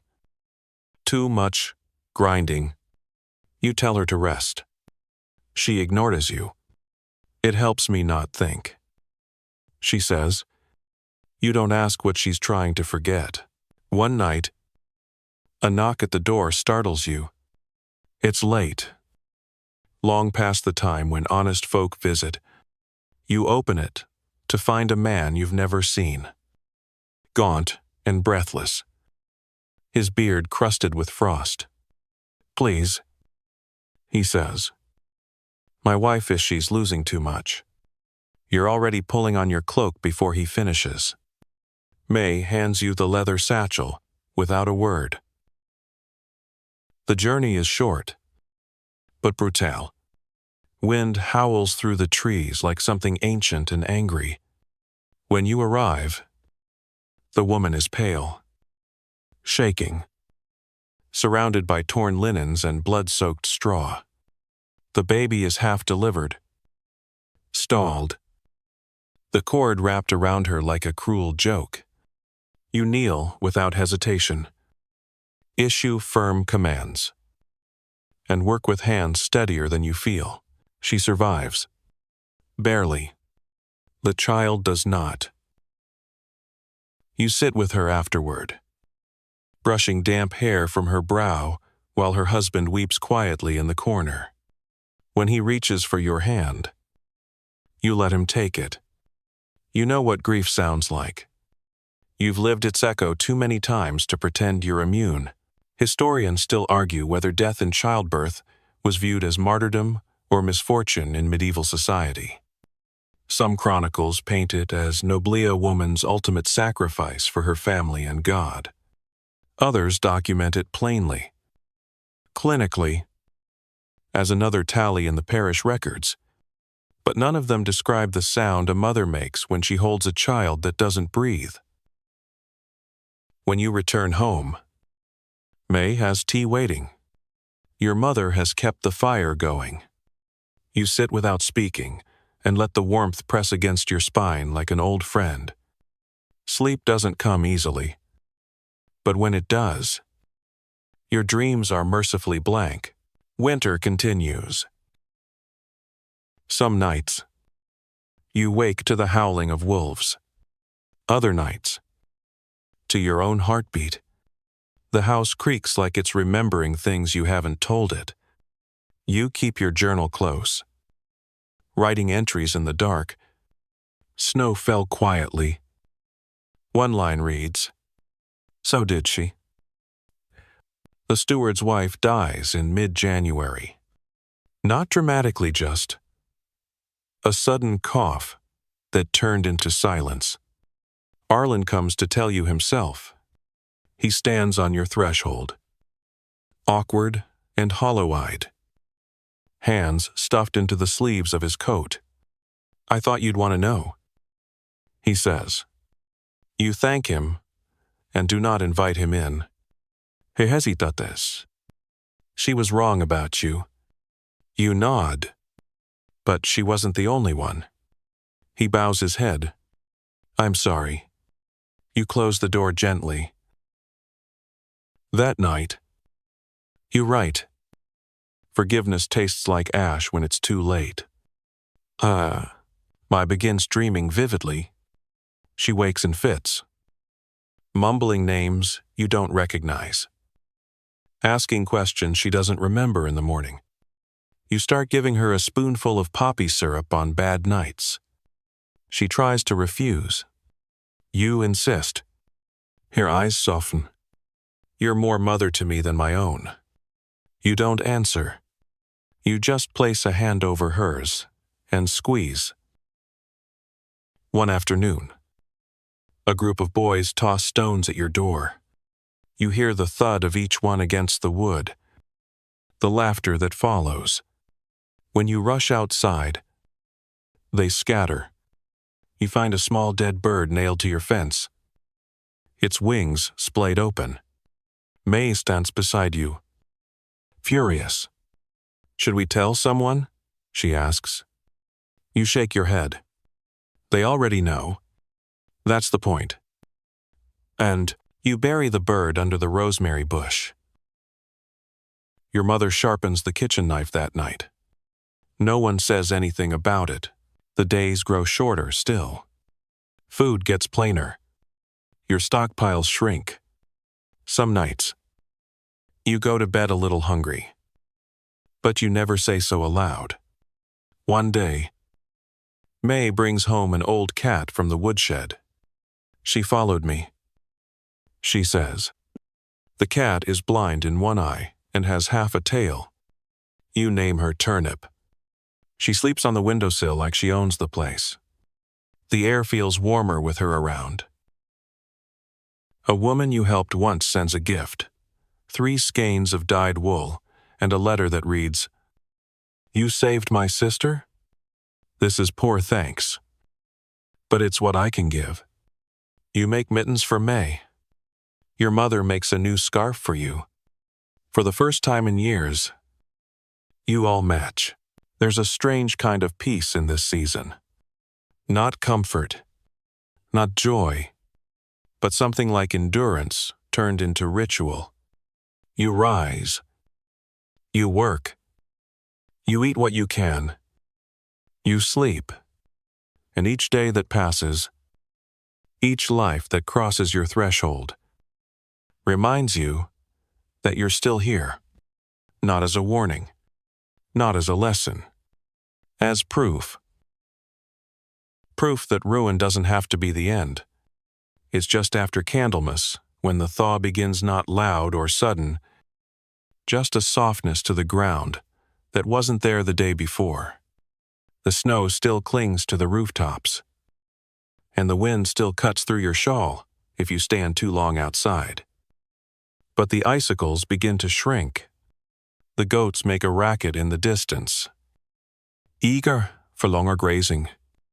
Even the crows seem louder, like they know something the rest of the world hasn't caught up to yet. You feel it too, not joy exactly, but the barest possibility of it, a looseness in the ribs, a sense that breath might not freeze on its way out of your chest. May notices it first in the herb garden, the mints poking through. She says, crouched low, with a piece of wood to scrape the frost back. Just a little. You kneel beside her. Brush back dead leaves. And sure anotony green shoots pressing out from the dark soil like hands reaching for a second chance. You smile. Not because it's rare, because it's regular. Because the earth keeps trying. Even when you're not sure it should bother, letters begin arriving 3 in a single week. No names signed. Just careful script on stiff parchment. 1 asks for a treatment for sleeplessness. Another, for a daughter whose belly has begun to swell too soon. The third is folded 3 times and sealed with wax, containing only 1 sentence. Do you know how to make someone forget? You burn that one? Some things are better remembered, even when it hurts. Historians still argue whether early herbalists were ever seen as scholars in their own right, or simply tolerated out of necessity. Their contributions were often passed on orally, hidden from official records, buried under centuries of church doctrine and male skepticism. But you have names in your ledger, and stories, and now, a growing collection of letters from women who trust your silence more than they trust any priest's blessing. The village miller's wife comes to you with aching joints, wrapped in 3 shawls and smelling of flour. She won't sit down at first, just hovers near the door like she's worried being seen here will stain her permanently. You offer her willow bark tea, warm compresses, a small tin of pine resin to rub on her knees. She finally accepts, then blurts, I heard what you did at Holtridge. You pause. Did you? She nods. My cousin works the stables there. Said you saved the girl. You say nothing. She nods again. Good. Someone had to. She leaves her coin on the table in a neat pile. Heavier than it needs to be. That night, your mother braids her hair for the first time in months. You're changing things, she says. You almost believe her. But the change is slow, and not always kind. A woman is found dead outside the chapel 2 weeks later. Frozen. Barefoot. Her hands scratched raw. The priest claims she was delirious, chased by visions. You recognize her from a few months back. She'd come to you asking about teas to stop bleeding. You'd warned her she was too weak. She'd insisted. I can't keep it, she'd said. You'd given her something mild. Not enough to harm. Just enough to slow things. Maybe. She must have gone elsewhere. After. Or done something herself. May wants to protest. To tell people she was failed by the very ones who now pretend to mourn her. You hold her back. Not now. You whisper. Let her rest. You light a candle that night and place it by the rosemary bush. The wind doesn't even flicker the flame. Turnip, your one-eyed cat, curls up beside it like a guardian. More girls start arriving. Not all of them pregnant. Some just lost, confused. One admits she doesn't know why she came. I heard you help people. She mumbles. I'm not sure what's wrong with me, but I don't feel like myself anymore. You give her a tea with lemon balm and chamomile, a small sachet of lavender to keep under her pillow. Sometimes, you say, what's wrong isn't a sickness. It's the silence. Oh, May begins transcribing your recipes into her own notebook. Now, so you don't forget. She says. You laugh. I'm not that old. She raises an eyebrow. That's not why I'm writing them. You don't ask. Some reasons are better left growing quietly in the soil. There's one visitor who stands out among the others. A man in merchant's robes travel-worn, polished boots. A ring too expensive for the village. He introduces himself as Aldrich and says he's heard of your skill. I represent a client. He explains. She would like discretion. And a specific remedy. You raise an eyebrow. Go on. He leans in. A tonic to ensure a man can't sire children. You blink? You mean for her? He nods slowly. For her husband, you don't ask questions. You just give him the bundle. He pays in gold. Too much. You hide it beneath a loose floorboard and don't speak of it again. Historians still argue whether such remedies truly existed, or whether they were superstition wrapped in desperation. You know better. The plants don't lie. They just require patience and an understanding of what happens when the balance inside a body shifts. And some women are willing to risk anything for a little more control over the world that rarely grants them any. At night, the dreams return. The chapel. The red thread. The girls standing in a circle, whispering your name like a song. You wake to the smell of rosemary and the creak of the rafters. Your mother is already up, kneading dough. May is dozing on the bench. Her notebook open to a sketch of a poppy flower.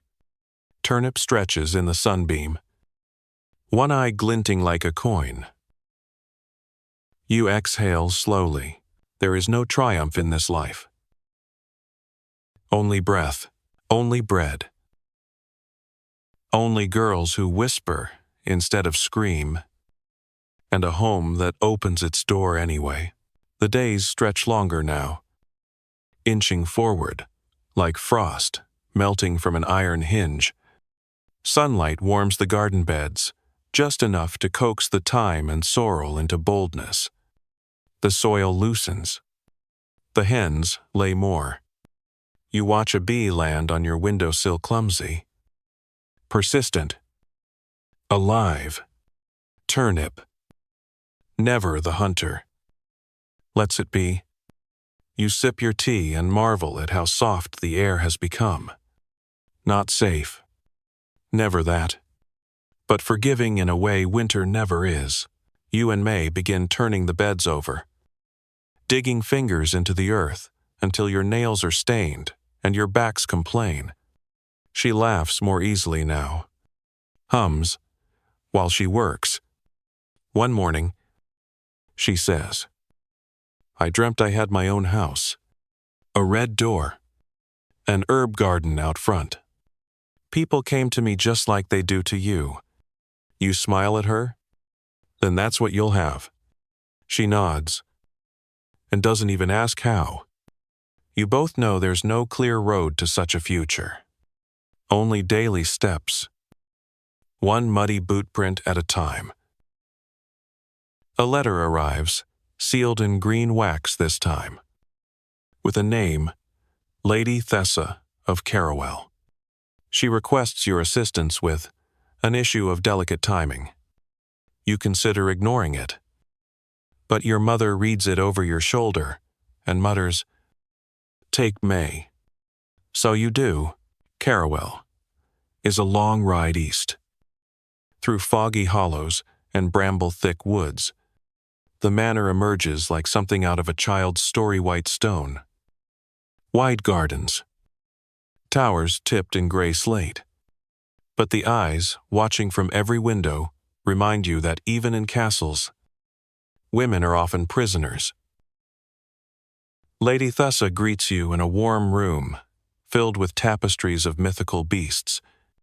She wears blue silk, her hands folded neatly in her lap. Her voice is even, "I need to delay a birth by 3 weeks." You blink. That's not how it works. She tilts her head. You're said to be skilled. You nod. Skilled. Not magical.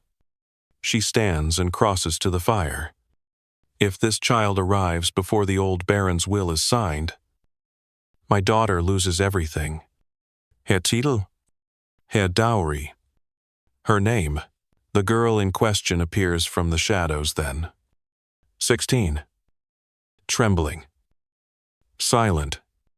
You understand? You don't promise a miracle, but you provide herbs to ease the tightening. You show the girl how to breathe through the nights.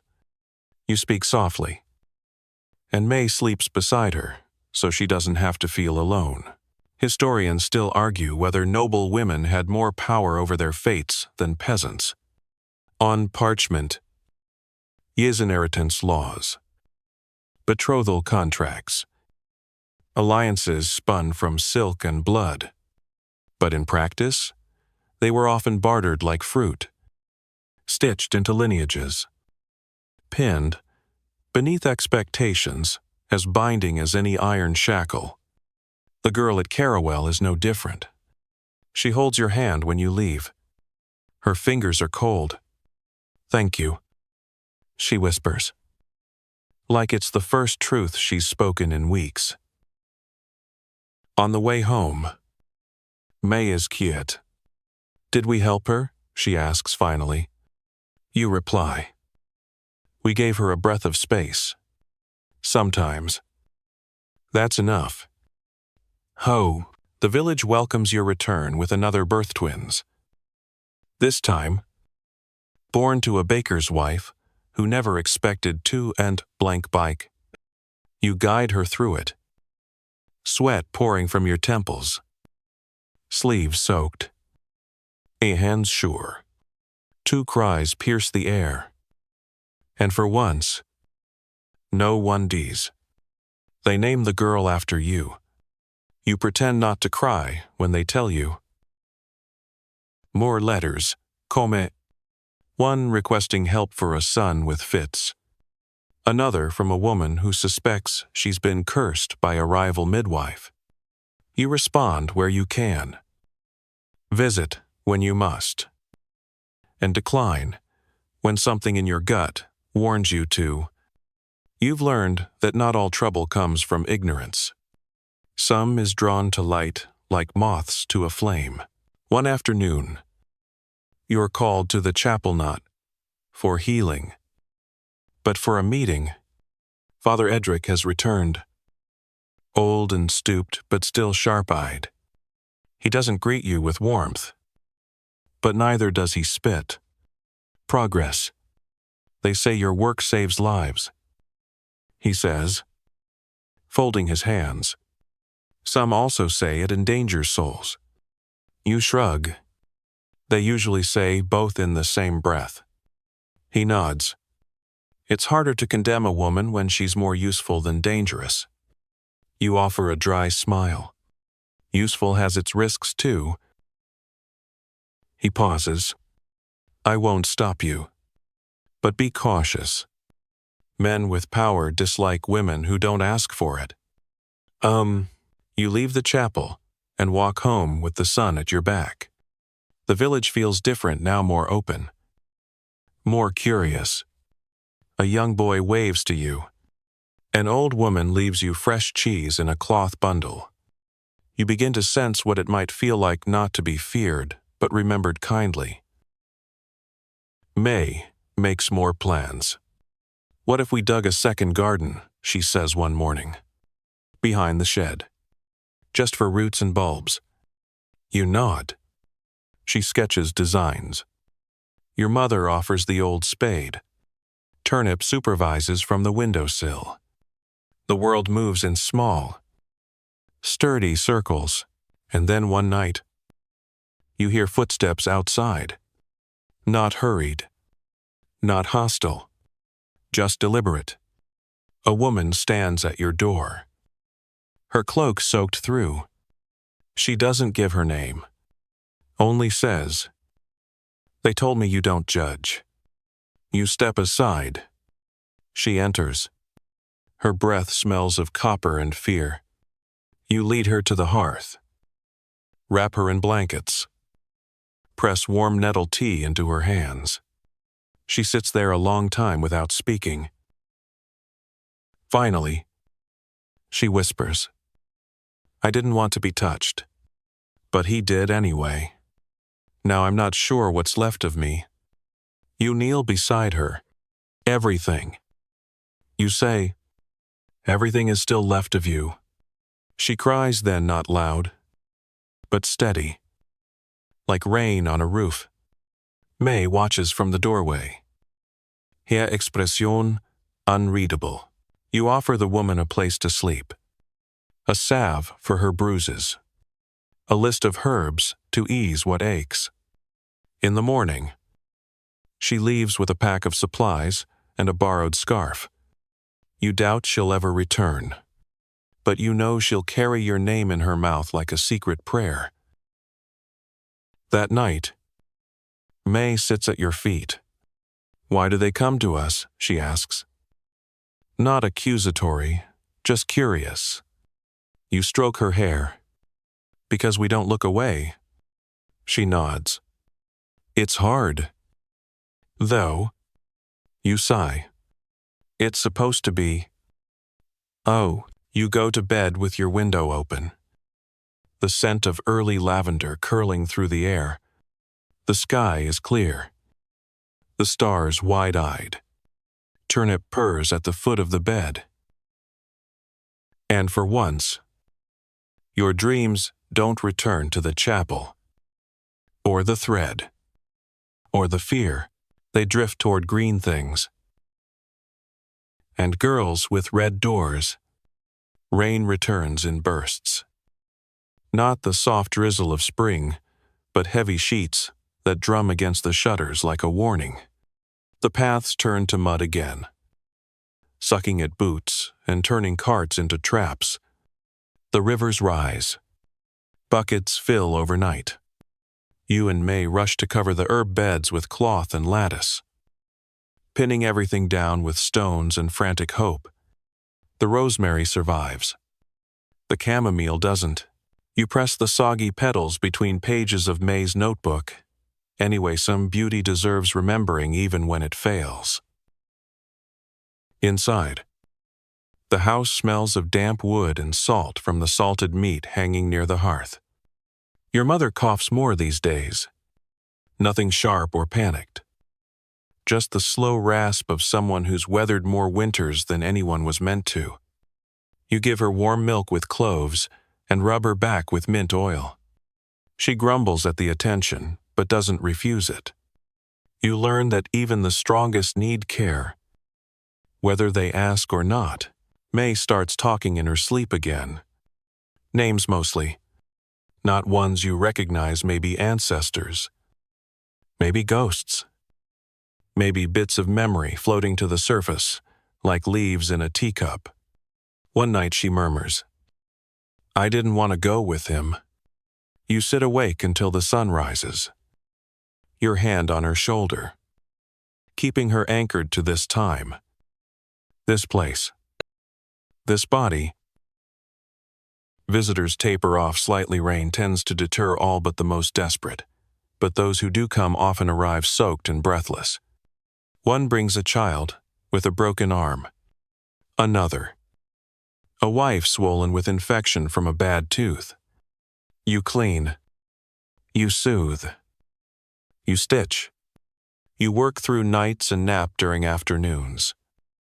The sound of rain, a constant percussion against the roof. One afternoon, a boy, no older than 10, trudges up the path holding a wrapped bundle. "My sister needs help," he says, refusing to cry, though his chin trembles. You follow him across fields and fences, your skirts soaked to the knees. His sister is barely conscious when you arrive. Her lips pale, her hands shaking. You smell blood before you see it. A miscarriage. Poorly managed. Likely induced with something she found in the forest. You do what you can. There isn't much, but enough to save her. She opens her eyes on the third day and whispers, "I didn't want to die for a mistake." You take her hand. "You didn't?" And it wasn't. The boy brings you eggs when they leave. He's still too proud to say thank you. But he lingers on the path until you wave. He runs only when you do. Historians still argue whether medieval communities truly relied on local healers, or if these women were tolerated only in the shadows. The records are patchy. Testimonies contradictory. But if the rain-slicked footprints on your doorstep mean anything, it's that people will always seek out those who listen when others preach. May finds a fox cub in the shed one morning, curled under a broken bucket. Its leg is bent at a sickening angle. "It's too late," you say gently, but she insists. You splint it anyway. Feed it bits of boiled rabbit. It lasts 3 days, then slips away during the night. May buries it beneath the rowan tree and doesn't speak for 2 days. You don't force her. Grief has its own rhythm. And not all loss is human. You receive a visit from the steward's new wife. A woman with tight braids and eyes like slate. She says little, asks for nothing, just stands in your doorway and says, "There will be a gathering, a small council, about matters of conduct." You raise an eyebrow. "Mine?" She doesn't answer, just steps back into the rain. May watches her disappear. "Do you think they'll try something?" You shrug. "They always do." Oh. The gathering is held in the chapel's cold hall. You dress plainly, hair tied back, eyes steady. May insists on coming. Your mother glares until you both leave. The room is half-filled, men at the front, women at the back, all trying not to meet your gaze. Father Edric presides. Flanked by scribes and a merchant in a fur-lined cloak, you vaguely remember from Carawell. Concerns have been raised. The priest begins. Regarding your influence, your methods, you say nothing. They speak of remedies not found in Scripture, of actions that interrupt the course of life as God intends it. Still, you say nothing, and yet, the merchant adds, "She saved more of our daughters than any one of you." Murmurs ripple through the hall. You lift your chin. "I never asked for power. I asked for quiet. And I gave help where no one else would." Father Edric clears his throat. "Then perhaps we call it what it is. Unorthodox service. And nothing more." The scribe scribbles. The merchant nods once. The meeting ends without a verdict. But as you leave, someone spits near your feet. May steps in front of you before you can react. That night, May carves runes into a piece of driftwood and hangs it on the door. For protection, she says. You don't ask where she learned the symbols. You just nod and let her. Your mother says, they fear what they can't own. You respond, let them fear. She smiles. That's my girl. More letters arrive. One is unsigned, but written with a trembling hand. It says only, you helped my daughter. I couldn't say it then. I'm saying it now. You fold it gently and place it beneath the ledger's front cover. May finds you later, fingers covered in clay, and hands you a new set of jars. For tinctures, she says. You kiss her forehead. She doesn't flinch this time. The rain finally stops, after nearly a week. When the clouds break, the sun feels almost violent in its clarity. You step outside and squint up at the pale blue sky. Birds return. Cautious, but curious. The soil breathes. You breathe with it. You start the planting again, foxglove. Borage. Rue. Not all of it is medicinal. Some of it just smells nice. You deserve that too, and when a young girl arrives that evening, with her tunic clutched around her belly and shame in her eyes, you pull her close, offer her tea, and remind her that survival isn't a sin. It's a promise. By the time the first true spring day arrives, the kind where the air tastes like renewal and the mud finally gives way to grass, you hardly notice the silence anymore. Not because it's gone, but because it's settled differently in your bonesless-like absence. More like space. Space for herbs to dry. Space for May's laughter. Space for yourself to think without bracing for someone else's verdict. You're cutting lemon balm when a knock at the door interrupts the rhythm. Not urgent. Not disparity. Just 3 even taps. You open it to find a man with fine gloves and a waxed beard. The kind of person who usually sends a servant instead.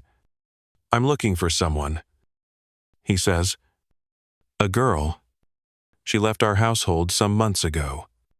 You cross your arms. That's vague. He nods. Adjusting his gloves, she was meant to marry my son. Instead, she vanished. I was told she might have come here. You don't blink. And if she did? He sighs, as if you've personally inconvenienced him. I'd like to bring her back before her absence embarrasses the family further. You smile the way wolves do before the bite. Then I hope she's far from here. He leaves without another word. May watches from the window. Knife still in hand. Herbs half chopped. Should I be worried? She asks. You shake your head. He'll look for a while. But he's not the type to get his boots muddy. That night, you light a candle, not for safety, but for defiance. Historians still argue whether women like you healers, midwives, root workers had any real autonomy or simply operated in the shadowy margins, to men didn't care to patrol. The line between tolerated and persecuted was thinner than thread, often defined by a single wrong glance or a neighbor's envy. But you've learned that real protection doesn't come from laws or permissions. It comes from the girls who guard your name like a secret, from mothers who mutter blessings as you pass, from silence that doesn't feel like dismissal but allegiance. The orchard begins to bloom again. You and May clip flowering branches and place them in bowls of water inside the house. Your mother smiles at the scent. Smells like old days, she says, Before things went sour, you don't ask her to explain. Some memories are like unripe fruit batter left on the branch. The letters continue. One is addressed in fine script and ink that smells of rose oil. It asks for a discreet consultation about a matter involving a gentleman visitor and an unfortunate delay in the monthly flow. You agree to meet her in the apothecary barn outside town, a place people only visit when they want their errands unseen. She arrives in a cloak too fine for the straw-stained floor. But she sits without complaint. Her hands shake as she takes the tea. He promised marriage. She whispers. You don't tell her that promises made in the dark rarely survive the morning. You just give her the tonic and the number of days it may cause discomfort. Will I be all right? She asks. Yes. You say. But you'll be different. She doesn't ask what that means. You suspect she already knows. May carves a new symbol into the thresholdone you don't recognize. It's for steadiness. She says. So the house doesn't forget who we are when things get hard. You let it stay. A boy arrives one evening with no request at all. Just stands on the path and asks, Is it true you don't fear anything? You laugh, though gently. I fear plenty. I just don't let it stop me. He nods solemnly and runs off before you can ask why he came. May later finds a strip of cloth beneath the rosemary bush embroidered, with a name, perhaps his sister's. You tuck it into the ledger's back pages. The animals begin giving birth again. Lambs. Kits. Chicks. The cycle starts over with its usual fuss and mess and miracle. You help the neighbor's goat through a difficult delivery and return home with a tin of milk and a bundle of lilac in thanks. May makes a custard. Your mother says it's the best thing she's tasted in years. You don't disagree. One night, a group of women from the next village arrive. 4 of them. All at once. Their faces wind-chapped and guarded. One speaks, while the others hover like shadows. Our friend was accused. They say she bewitched a boy into marriage. The priest is calling for trial. You close the door behind them. Where is she now? They glance at each other. With us? Hiding. But she's sick. Bleeding. We didn't know where else to come. Oh, you pack quickly. The ride is hard. The girl is worse. You recognize the signs overused herbs. Infection. Panic. You clean her gently, whispering reassurances. You make a poultice. Brew a tea. Sit with her through the night. By dawn, she sleeps without fever. The others watch you like you've parted water. Before you leave, one woman presses a carved wooden charm into your hand. My grandmother used this when she had no one else. She says, I think it's yours now. You accept it, not because you believe in charms, but because sometimes belief itself is the thing that heals. Historians still argue whether folk knowledge was rooted in superstition or empirical wisdom, but you've seen what happens when a woman believes she can survive and when others believe it with her. That's medicine too, just harder to bottle. Back home, you hang the charm above the hearth. May asks if it works. Only one way to find out. You say? And stoke the fire higher. You spend more time in the garden now. Let your hands linger in the dirt. Let yourself hum under your breath. There's peace in the motion, in the way seedlings curl toward light without needing to understand why. Your mother watches from the stoop, a shawl around her shoulders. You've made something strong here. She says. You glance up. We made it. She chuckles. I mostly just stirred the soup. You smile. That counts. Ah. Turnip catches a mouse and proudly deposits it on the windowsill. May groans. You laugh. And your mother mutters that it's good luck in some cultures. You all leave it there until sunset. Then give it a burial under the thyme bush.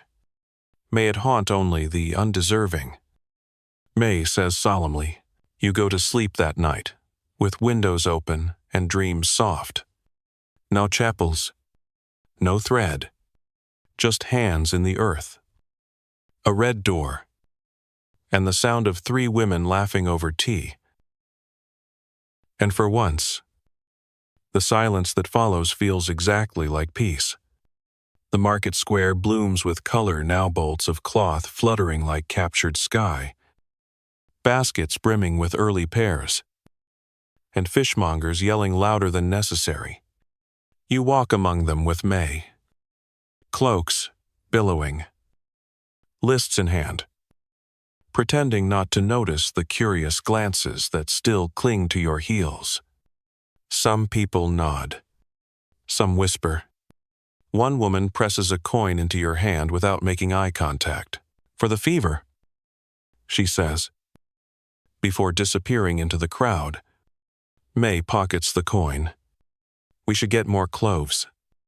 You nod. And maybe something sweet. Just because we can. Ho. You pass the chapel on the way home. The door is open. Incense curling into the air like a question. Father Edric is inside, speaking softly with a group of young men. You don't stop, but you do glance. He meets your eye for just a second. No scowl, no blessing, just a look that says, we know each other now. Don't we? Back at home, your mother has taken to pruning the hedges, like it's a battle she intends to win. If I'm going to die in this house, she says, I'm not letting it get overgrown. You roll your eyes and hand her a sharper blade. Just don't prune yourself in the process. She scoffs. I've had worse nicks from your father's snoring. May starts making soap. Not because you need it, but because she wants to. The kitchen fills with the scent of lye and lavender. If this doesn't work, she mutters, we'll just give it away as punishment. It does work. Her hands are blistered, but the bars harden perfectly. Pale green and floral. You stack them in little baskets and leave some outside the door with a note that reads, take what you need. Leave what you can. People take. Some leave apples. Some leave bread. One person leaves a dried bundle of mugwort wrapped in lace. May clutches it like treasure. Someone knows. She whispers, knows what? That we don't just treat bruises. We dream.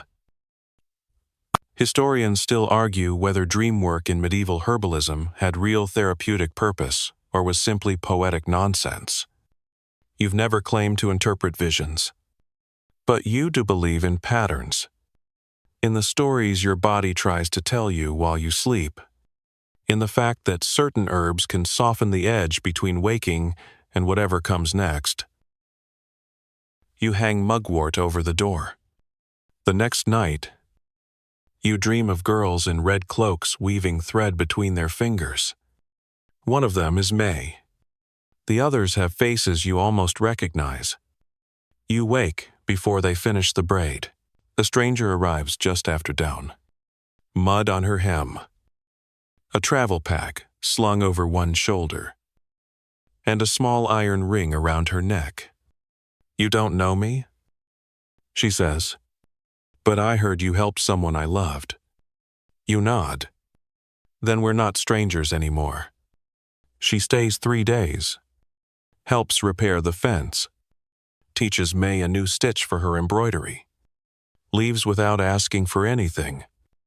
You find a carved comb left on your pillow. Smooth wood, shaped like a crescent moon. The hens start laying again. Your mother makes egg custard and insists it's medicine. You let her have the victory. Then, a summons. Not a request. A formal letter, sealed in red wax and signed by a magistrate. You're to appear before the town's elders for clarification of your practices. The phrasing is polite. The intent is not. May wants to ignore it. Your mother wants to go in your place. You simply fold the letter and tuck it into your belt. We'll go. You say, but we won't kneel. Oh, you arrive 3 days later, wearing your cleanest dress and no apron. Mai walks beside you, chin high, jaw tight. The hall is colder than the last one, and fuller. Men in robes, women with rings on every finger. One familiar face, the merchant from Carawell. He nods at you. You do not return it. The head elder speaks first. You have treated over 50 individuals in the last 6 months without license or oversight. You tilt your head. Should I have asked your permission before catching babies? A few murmurs. He clears his throat. It's not your midwifery we question. It's the other things. The teas. The root work. The influence. You raise an eyebrow. Would you rather they died? He opens a ledger. One girl did. Just outside the chapel. Remember hair? A silence thick enough to chew. You swallow. She came to me. I gave her something gentle. She chose to take more. A woman near the front leans forward. And you think that clears you? You stare at her? I think that if she'd gone to any of you, she'd have died faster. Historians still argue whether medieval tribunals genuinely sought justice or simply maintained the status quo through fear and spectacle. Sometimes, the difference depended entirely on who was watching. The merchant finally speaks. Perhaps we consider that she's done more good than harm, and that fear of knowledge is no excuse for punishment. You could kiss him? Instead, you nod once. The vote is held in murmurs.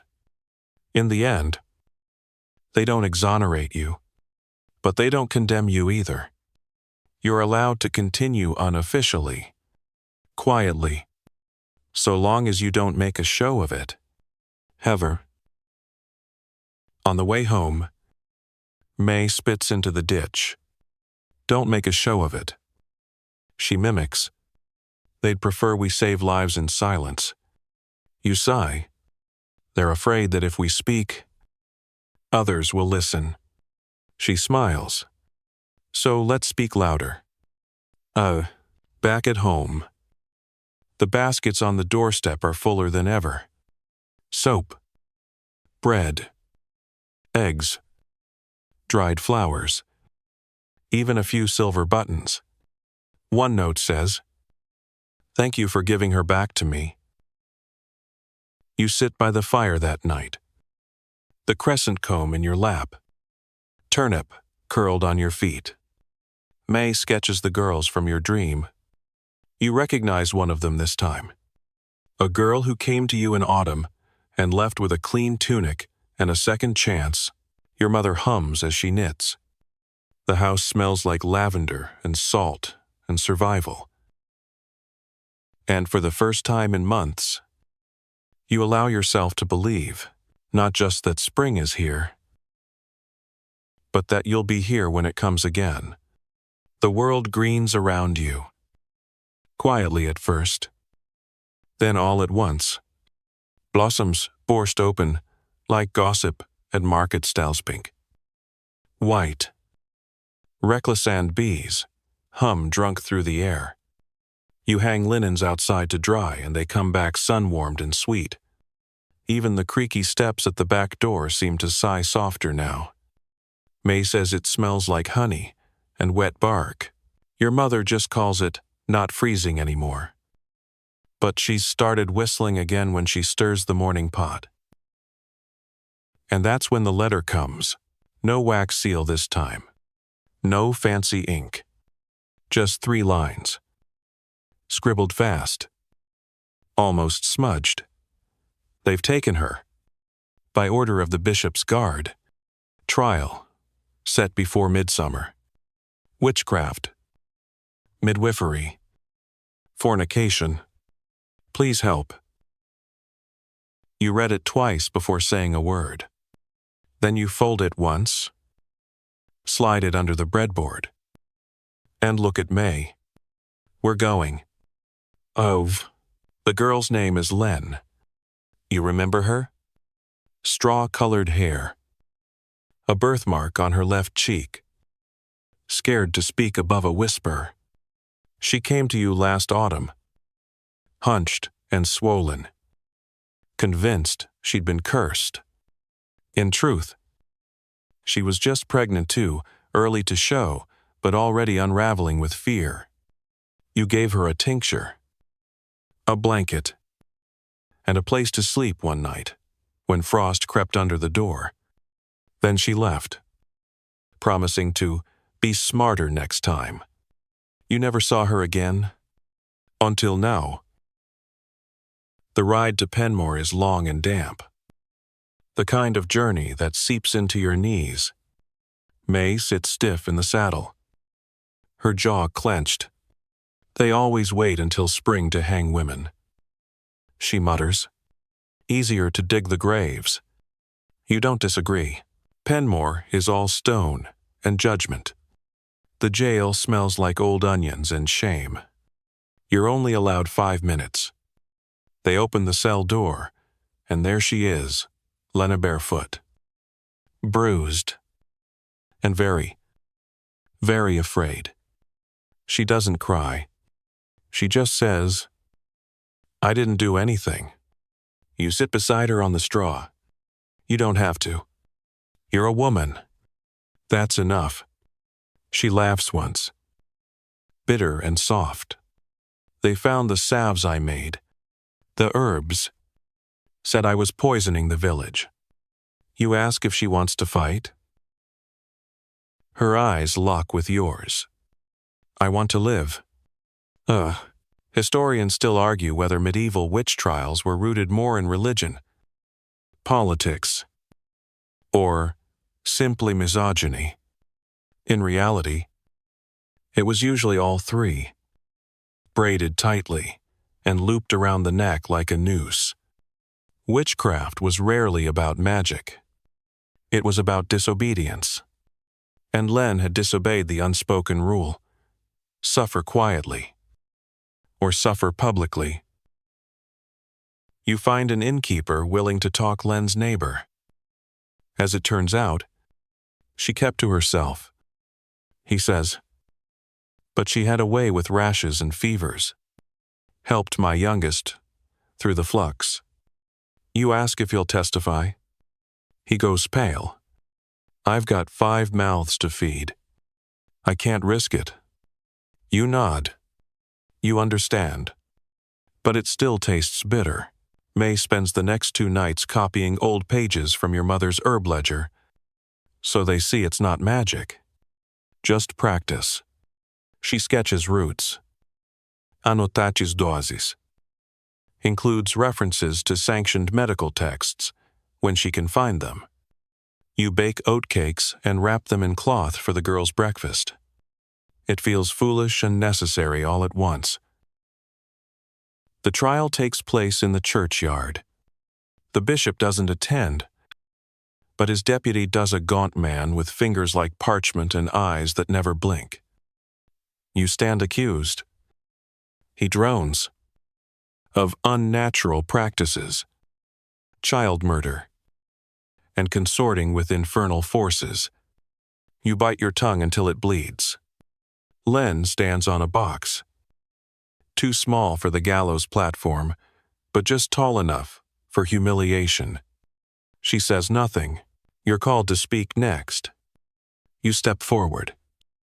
Apron clean. Hair braided tight. She treated stomach aches and menstrual cramps. You begin. With fennel and honey, and sometimes a boiled root, if it was bad. That's not witchcraft. That's womanhood. The crowd murmurs. The deputy frowns. And how would you know this? Because I taught her. You say, and if she hangs, I will hang too. Silence. Thick. Tangled. Then, a voice. A woman near the front. She cured my son's cough. Another. She helped my sister with her pains. More voices now. One by one. A chorus of quiet defiance. The bishop's deputy flinches. This is not a trial by mob. You smile gently. No. Sire. It's a trial by memory. He mutters to a scribe. Retreats behind a curtain. 10 long minutes later. Verdict. Exile. Immediate. Leave Penmore by dusk. Oh. You find Len shaking in the alley behind the chapel. May wraps her in a spare cloak. Where will I go? She asks. We'll find a place. You say? Maybe somewhere with fewer churches. Oh, historians still argue whether exile was mercy or cruelty, but you know it's better than a noose. Even if it leaves scars, shaped like doors that slam behind you. Back home, your mother lights every candle in the house. You brought her back? She asks. Not quite. You reply. But she's breathing. Oh, Len stays in the loft for 3 nights. Then, she heads north with a pack of dried herbs, a tin of healing salve, and a hand-drawn map from May. You'll be all right. May says, just remember what plants not to combine. Len nods. You hug her once. Brief, but firm. After she leaves, May collapses into the chair by the fire. I hate this world sometimes. You nod. Me too. Then you pour her a cup of cider and toast quietly. To stubborn girls and second chances. Turnip walks across the floor with a beetle in his mouth. Your mother yells. May laughs. And somehow, the world keeps spinning. You wake before the sun. Before the birds. Before the first peasant rooster has even had a chance to remember, he's alive. The air is thick and still. Not heavy like rain or sweet like spring, but watchful. You know that feeling. Something's coming. You don't know what yet, but you've lived long enough to trust your skin when it says, hold your breath. And May is already up, brewing the first pot of tea with her usual sleep scowl and wayward curls. She doesn't speak. She doesn't have to. The silence between you says it all. You each sip from your mugs like generals reviewing maps. And just before you stand, your mother enters the room muttering, the dead are restless today. You pause mid-sip. Since when do you care about the dead? She shrugs. Since they keep knocking on my dreams. Oh, and that's when the first rider comes. He's young, armored, breathless, and far too clean to be a real knight. He doesn't dismount, just shouts from the road. By order of Lord Harlow.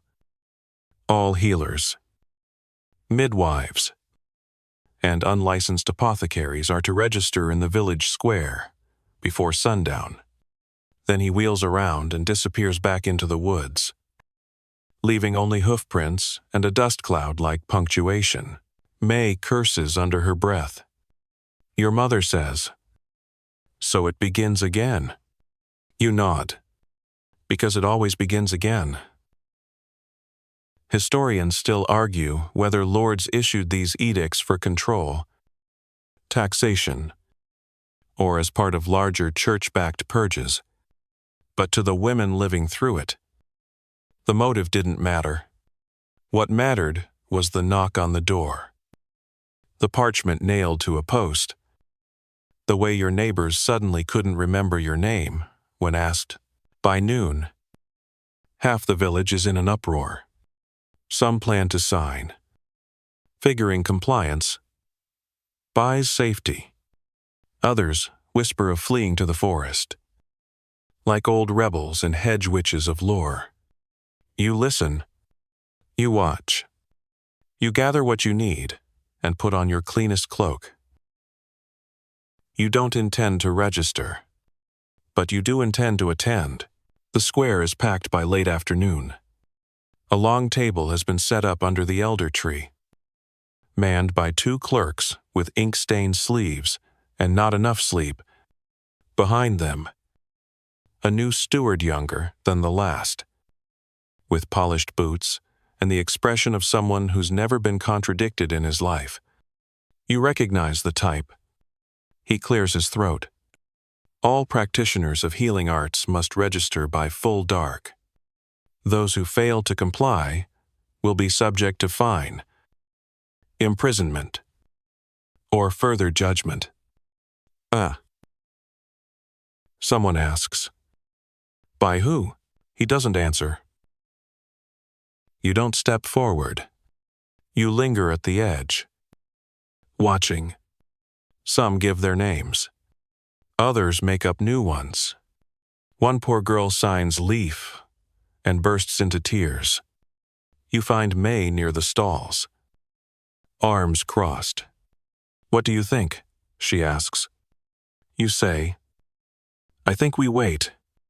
Fear makes people sloppy. And, that night, someone throws a stone through your window. Not a large one. Not enough to injure. Just a message. May picks it up and reads the note tied around it. We know what you do. You're next. She burns it in the hearth. You patch the glass with a square of oiled paper. The wind whistles through it like a whisper you'd rather not hear.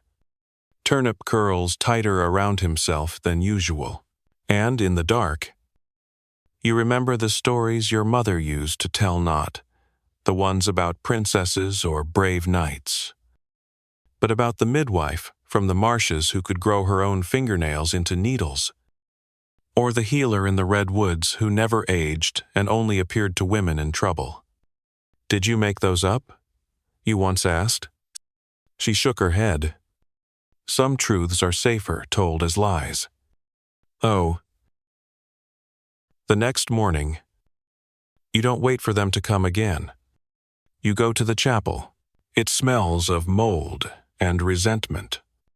Father Edric greets you with a nod. You've come to confess, he says. Half joking. You don't blink. I've come to ask whether this new steward takes confession too. Because if you think I'm going to sign my name on a list built for a bonfire, you're underestimating me. He leans back. You always had nerve. I've always had to. Ho. He sighs. He's not from here. He doesn't know your story. Orcare. You smile. Then maybe he needs a new one. That evening, you and May gather what you can't afford to lose books. Herbs. The ledger. 3 bars of soap that smell particularly expensive, and bury them under the shed floorboards. You mark the spot with a lavender stake, just in case. You say, when the steward returns to collect final names, the list is suspiciously shorter than expected. Some have left. Some have lied. Some pretend they've never seen a birth in their lives. You step forward at last. "You want to know what I do?" you ask. He looks up, mildly amused. "Yes, I'd love to hear it." You say, "I've caught over 60 babies, stitched more legs than I can count, bled 100 headaches, eased 3 dozen labors, and buried more secrets than your boots, have walked miles. I make no potions. I cast new spells. I read pulses and listen for what's missing. That's it." "Oh," he says. "And your name?" you say. "The one I answer to. Or the one you want?" He writes nothing. "You'll hear from us." "Oh," you nod. "I usually do." End of. Historians still argue whether resistance in these times was brave or foolish. But they forget that for many women, it wasn't a choice. It was instinct, like breathing through pain, like biting the inside of your cheek to keep from screaming. You walk home with May beside you. The dusk feels thick, like something watching. "Do you think they'll come back?" she asks. You say, "Yes, but we'll be ready." "Oh." At the door, you pose. The lavender bush sways though there's no wind. The windows glow with soft light. Turnip stretches and yawns like nothing in the world could touch him. And for a moment, despite everything, it feels like you are not hunted, but rooted. Morning arrives with a thud. Literally. A crow drops a walnut onto the roof, misses the stone pile, and startles you halfway out of your skin. "Omen," May calls from the hearth. "Only if it tries again." You mutter, rubbing your eyes. The crow does. Twice. You take that as a yes. The wind's changed. Not the scent still damp with moss and chimney soot, but the rhythm. Faster. Eager. Like the forest wants to be part of a story it's not been invited to. You gather herbs with a wariness that wasn't there a month ago. Every snapped twig sounds like a footstep. Every hush of leaves. A whisper you can almost translate. You find tracks near the south edge of the garden deep. Careless boot prints, with the heel dug too hard. Military. Not local. You sprinkle rosemary ash along the fence that night. Not because it's magic. Because it tells you where someone walks. Inside. May sharpens the knives. Not a lot of ceremony. Just steady scraping, while Turnip watches from a high shelf like a furry gargoyle. "Just in case," she says. You nod. "We're overdue for just in case." You get word 2 days later from a baker's wife who never smiles unless someone dies. They've arrested 2 women in the next county. Herbalists. Said they were found with tools of deception. You arch a brow. "A spoon?" She shrugs. "Maybe a teacup too." Aye. Historians still argue whether tool-sharp knives, mortar and pestle, even measuring cords were ever genuinely believed to be magical, or whether that was just an easy way to criminalize knowledge women weren't supposed to have. Either way, you hide your best ones in the bottom of the barley bin. Not out of fear, just strategy. That night, you wake to noise. Not loud, but wrong. You slip from bed. Feet soft on floorboards. Fingers brushing the ledger's spine like a charm. May meets you at the door with a candle. "Don't open it," she whispers. Not yet. You wait. Nothing comes.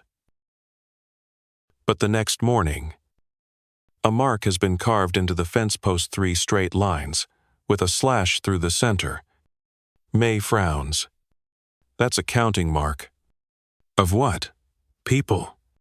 Or targets. Depends who's doing the counting. N. Your mother doesn't say anything when you tell her.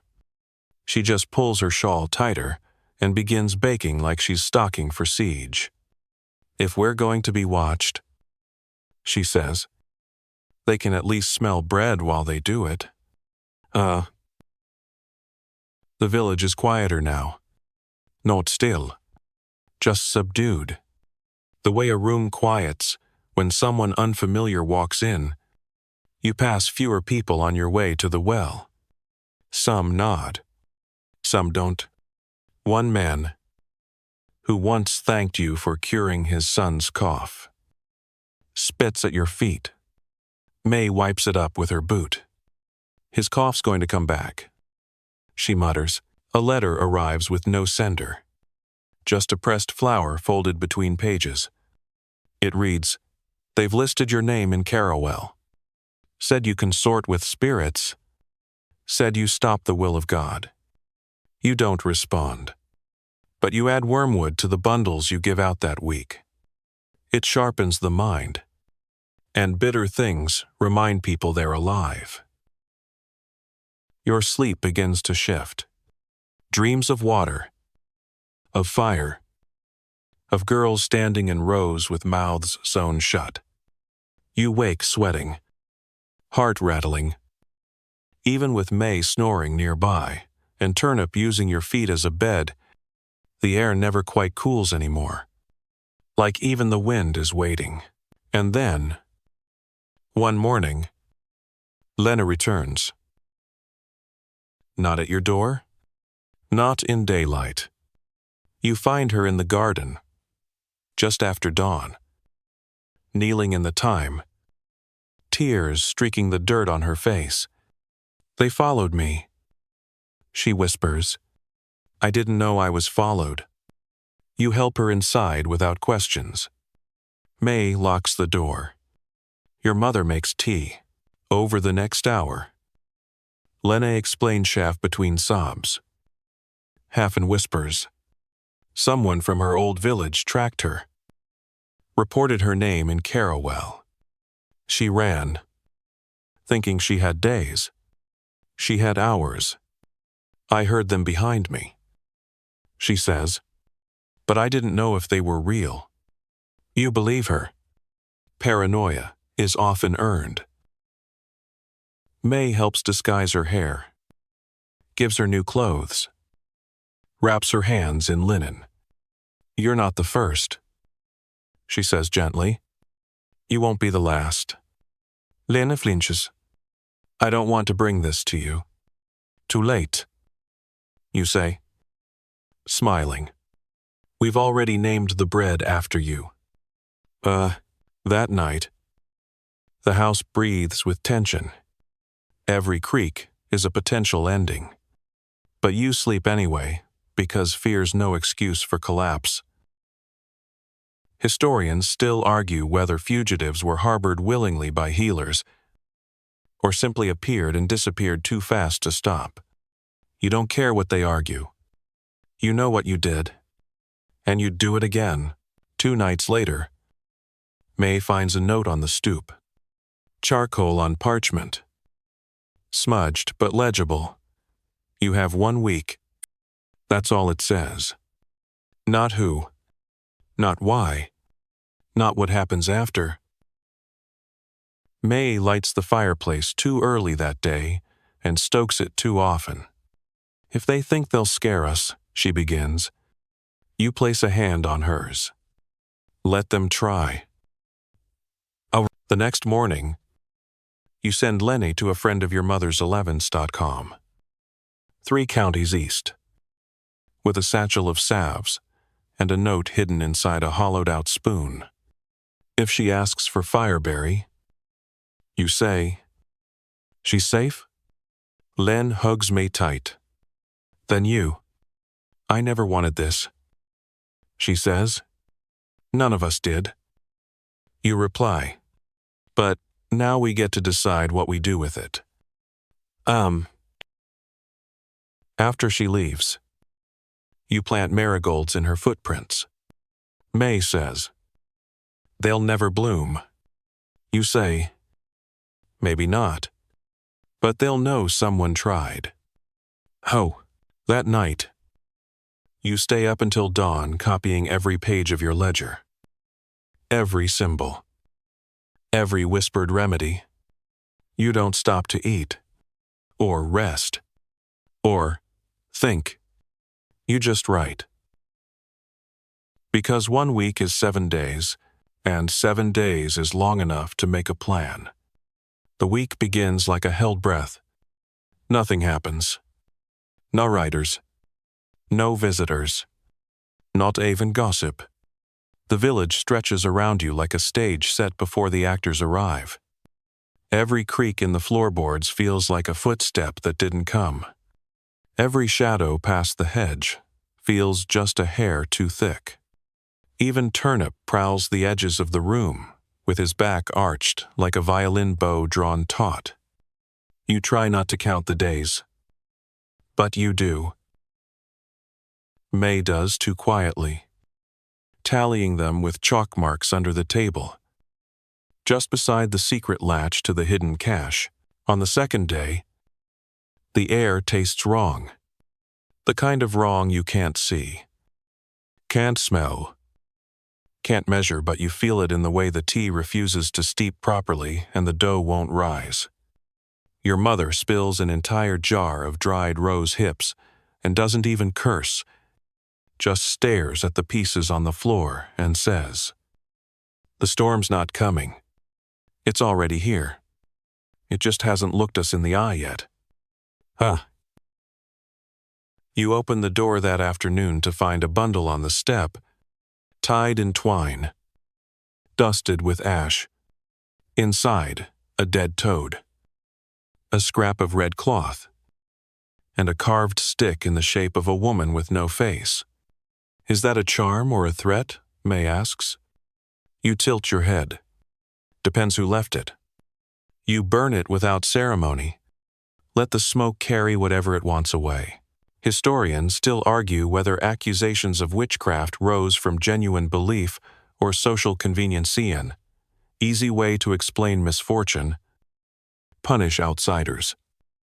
Or secure land.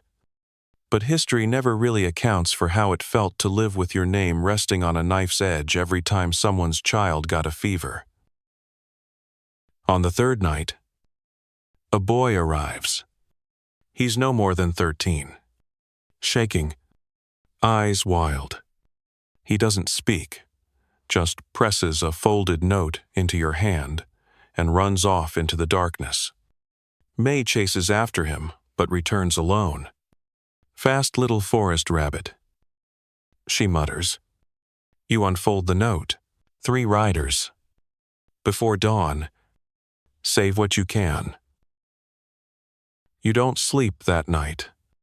Instead, you and May and your mother move with precision, silent and fast. The ledger pages go into oilskin. The best tinctures are sealed in wax, labeled in code. You hide things where no one would look. Inside the flour sack, under the floorboard, behind the hearthstone, with the crack shaped like a shepherd's crook. You scatter marjoram at the doors, rosemary at the corners, and string rowan across the lintel. Protection, May asks. Memory. You say the riders come with the first light. 3 of them. Just like the boy said. They don't gallop. They glide. Quiet hooves. Serious cloaks. Uniforms without insignia. Dangerous in the way. A blade is dangerous when it's not drawn yet. They dismount without speaking. The tallest one knocks. You answer with your face calm and your spine straight.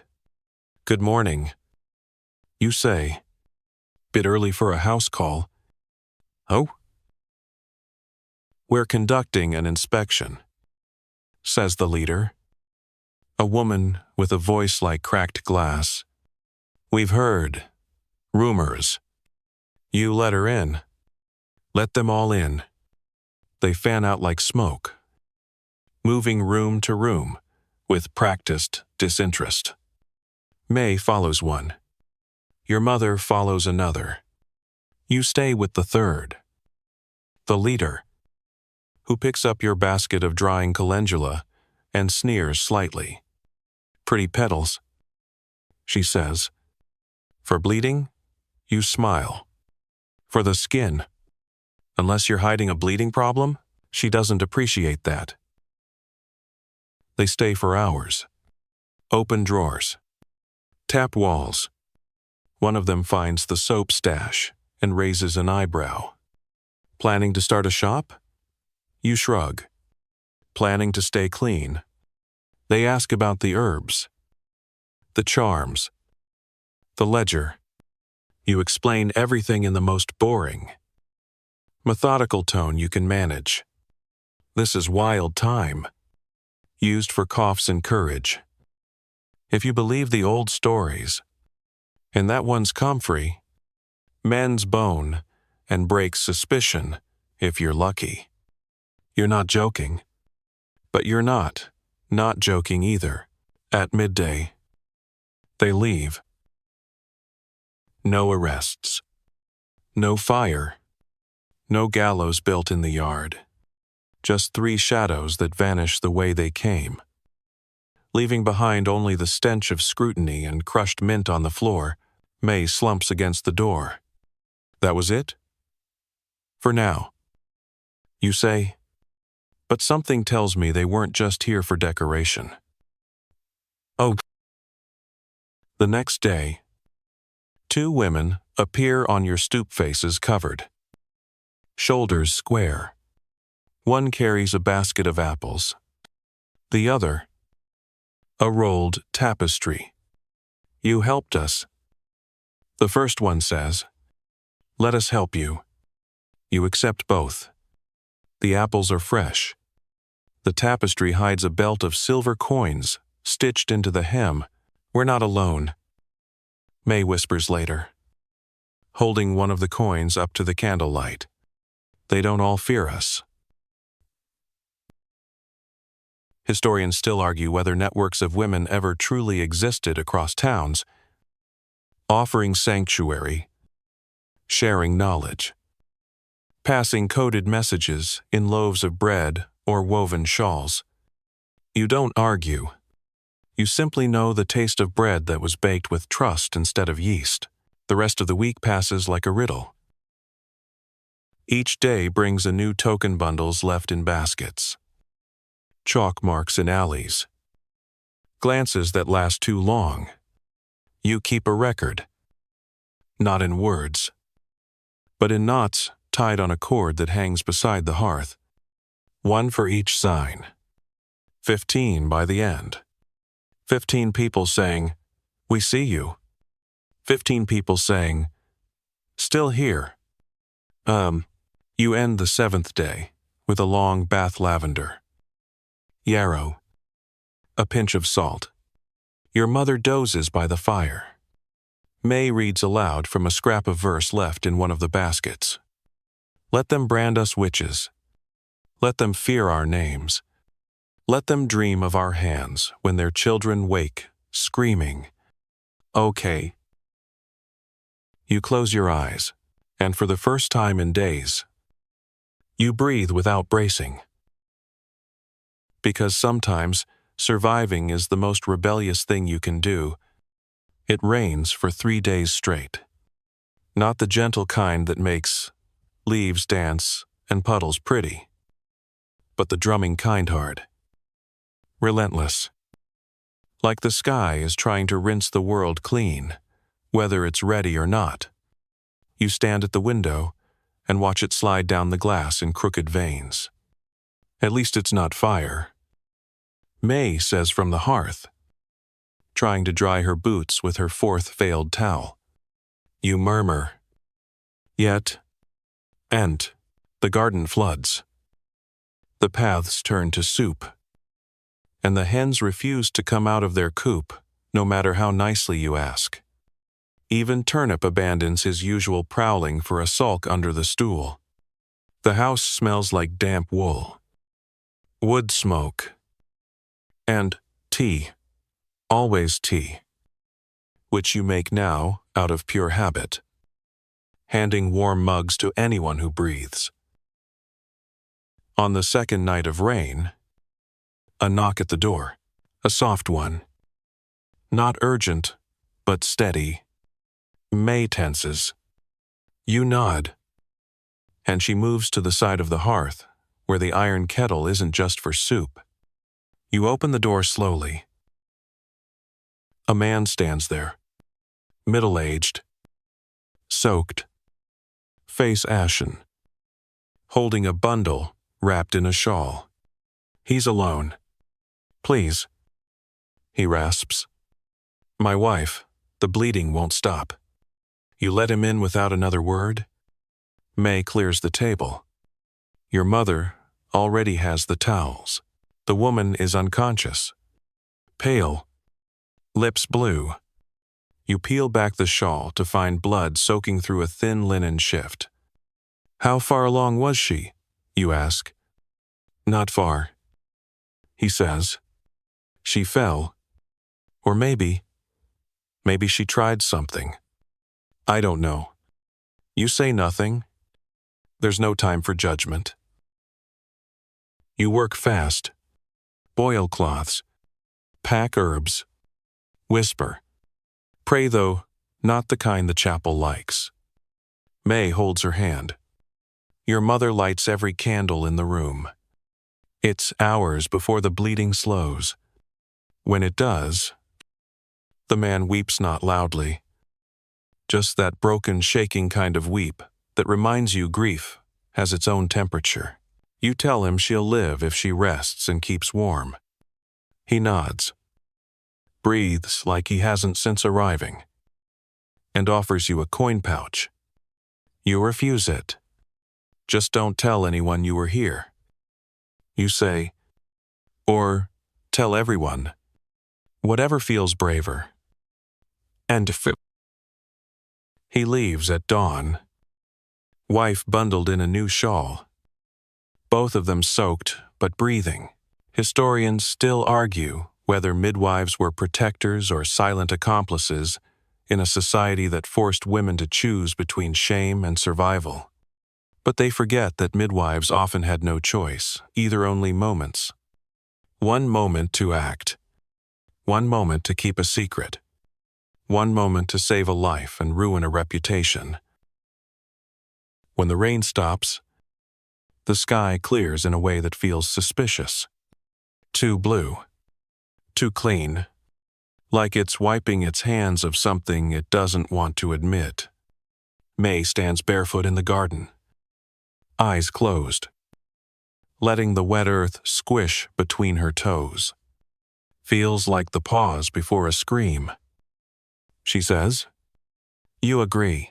Your mother starts preparing for Beltane early. Says it might be the last one worth celebrating. She gathers hawthorn and birch. Makes ribbons from old dresses too faded to wear. If they come for us again, she says, I want to have danced one last time. You don't say anything. You just help hang the garlands. The next visitor is unexpected. A priest, but not Father Edric. This one's younger. Eyes sharp. Robes newer than most people's shoes. He arrives on foot, smiling like someone who doesn't know what his smile is worth. I've heard of your work, he says, and I've come to offer guidance. Oh, you don't let him in. He stands on the step, shifting from one polished boot to the other. You've got a reputation. You and the girl. He nods toward May, who's standing with arms crossed, just behind you. Some say you help women avoid consequences. Others say you caused them. Oh, you ask? And what do you say? His smiles again. I say that all good work should be under the church's supervision, for the safety of souls. You stare at him. What if we're not treating souls? He pauses. Then you're just spreading rot. And to quote, you shut the door in his face. Historians still argue whether the church truly feared healers, or simply hated not being needed. There are scrolls and sermons and ink-stained pages that say danger in 10 different languages. But you think maybe the most dangerous thing about you isn't what you do. It's that you do it without asking permission. That night, someone leaves a red ribbon on your doorstep. Not tied. Not folded. Just laid flat. A message. May picks it up with 2 fingers. Blood. Warning. You say, or invitation? You hang it on the hearth anyway. The next day, a girl from the far ridge shows up with a hollow look and shaking fingers. I think I did something wrong. She whispers. You don't ask what. You just guide her inside. It's worse than you expect. Infection.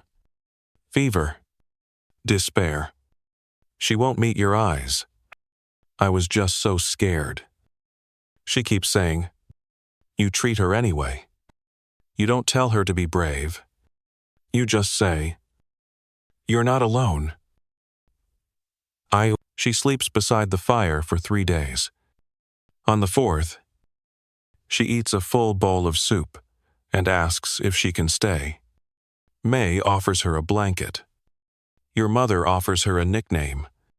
You say yes. More visitors. More glances. More rumors. But also more letters. Tucked under baskets. Hidden in flauersäcks. Slipped between pages of books left at the market. Each one in a different hand. But all with the same message. We remember. We resist. We rise. It's almost Beltane now. The flowers bloom without shame, and for the first time in months, you start to believe that survival is not just possible. It's contagious. Beltane breaks like a secret you almost forgot to keep. The world smells of damp grass, wood smoke, and something sweet like apples that haven't ripened yet but want to.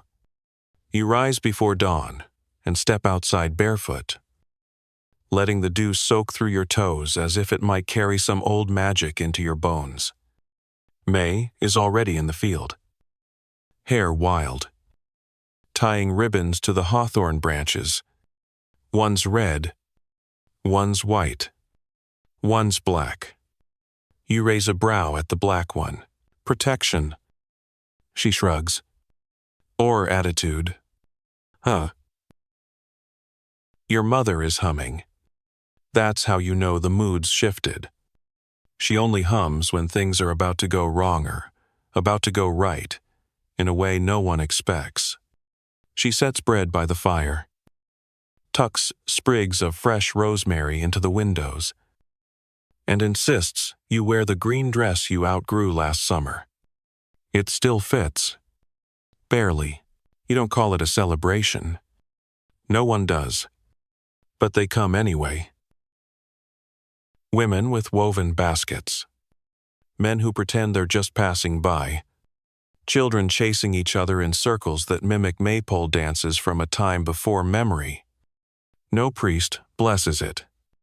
No steward oversees it. But it happens all the same. Fires are lit. Baskets are exchanged. Flowers tucked behind ears. Hands. And hope. And somewhere between the loaves and the laughter, you feel it, that shift in the air that says you're not just surviving anymore. You're building something. Historians still argue whether such festivals, even the faint echoes of them, were quietly sanctioned or simply tolerated to avoid rebellion. Either way, the fact that people kept showing up says more than any charter. A people too scared to dance is one step from vanishing. May leads a girl through a simple herb ritual at the edge of the field, nothing formal. Just 3 herbs, tied with a whisper, and dropped into the creek. For luck, she says. The girl grins and says she hopes it brings better dreams. You remember when that was you, hands trembling, head bowed, desperate for something soft in a world made of brick. As dusk falls, someone brings out a fiddle. You don't know who, and no one asks. Music spills across the grass like wine, and you catch your mother tapping her foot in time before she pretends she didn't. The fire's lit higher now. People are warmer, looser. Even Turnip slinks from his hiding spot to bat at the hem of a skirt. And then, near the edge of it all, you spot a stranger, not cloaked, not armed, but watching. Not a threat yet, but certainly not a neighbor. He has the look of someone who's passed through too many towns and trusts none of them. You approach slowly. Festival's open. You say, if you've got something to share. He nods. Just looking. At what? Proof. He says, that you're real. Oh, turns out, he's been hearing about you for months. About May.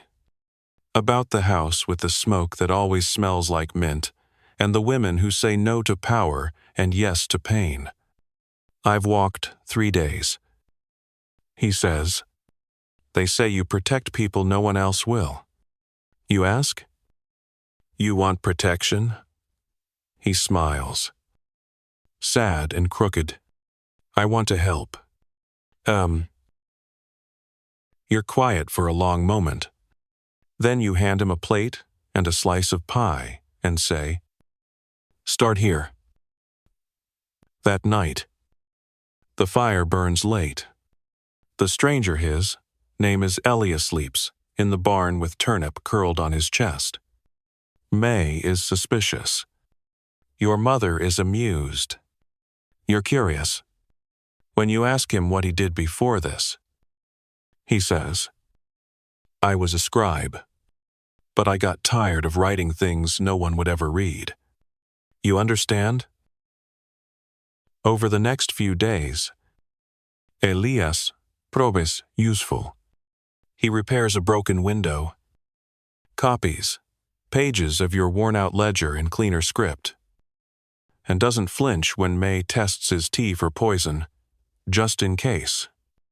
He listens more than he speaks, which is rare in a man. And when he finally does speak, it's usually something useful. Like, there's a back route to Carawell that no one watches anymore. Or, you can distill valerian more cleanly if you use rainwater after the second boil. May still doesn't fully trust him, but she starts letting him handle the deliveries to the market. That's how you know she's thawing. The days stretch warm now. The garden thrives, like it knows something you don't. Even the chickens seem smug. But still, you don't exhale. Not fully.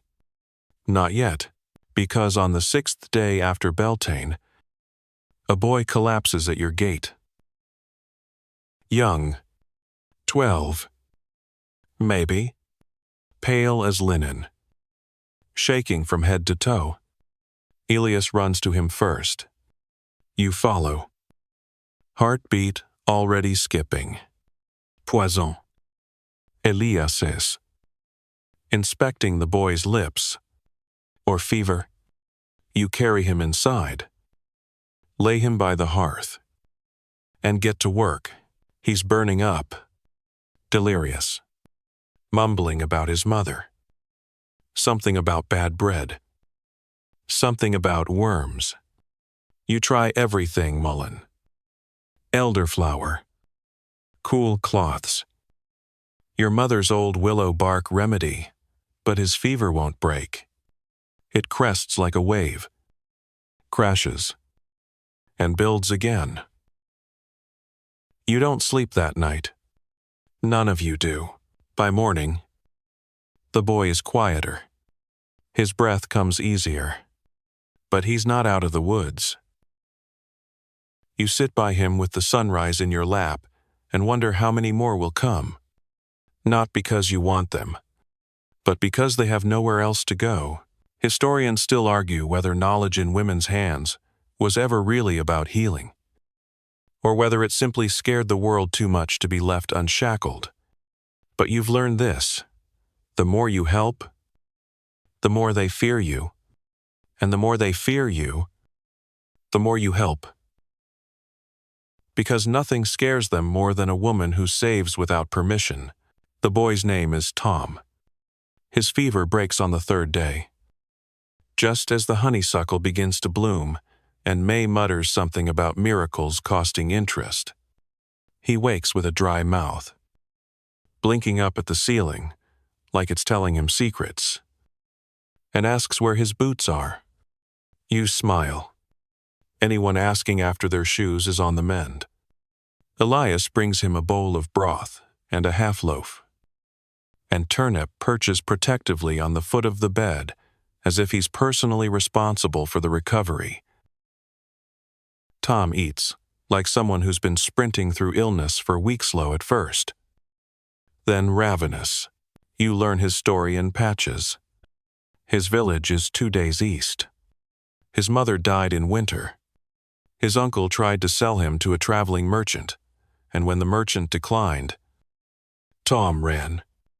He'd heard stories, he says, about a house with smoke that always smells like something living, about women who don't ask questions, about a girl with eyes like fire. He means May. She pretends she doesn't blush. May takes to him faster than you expect. She teaches him how to stir salves without spoiling the beeswax, how to sort dried herbs by scent rather than sight, how to slice comfrey root so finely it curls like ribbons. Tom soaks it up like parched earth. Your mother starts calling him the sprout. He doesn't seem to mind. By week's end, he's sleeping in the loft and folding laundry like it's a sacred rite. You're building a coven. Elias says, half amused, half wary. You shake your head. I'm building a shelter. Same thing, he replies.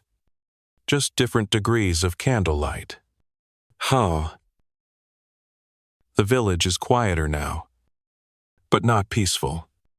There's a sense of waiting, like everyone's turned the last page of the book and doesn't like the ending but can't admit it.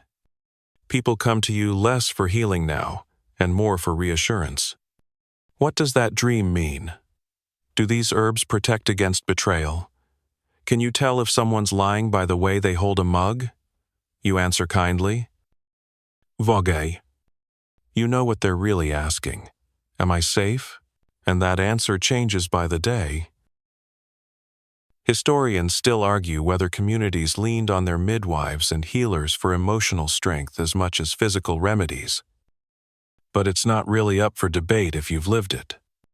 You've seen the way people fold their grief into your hands like laundry, hoping you'll make it smell better.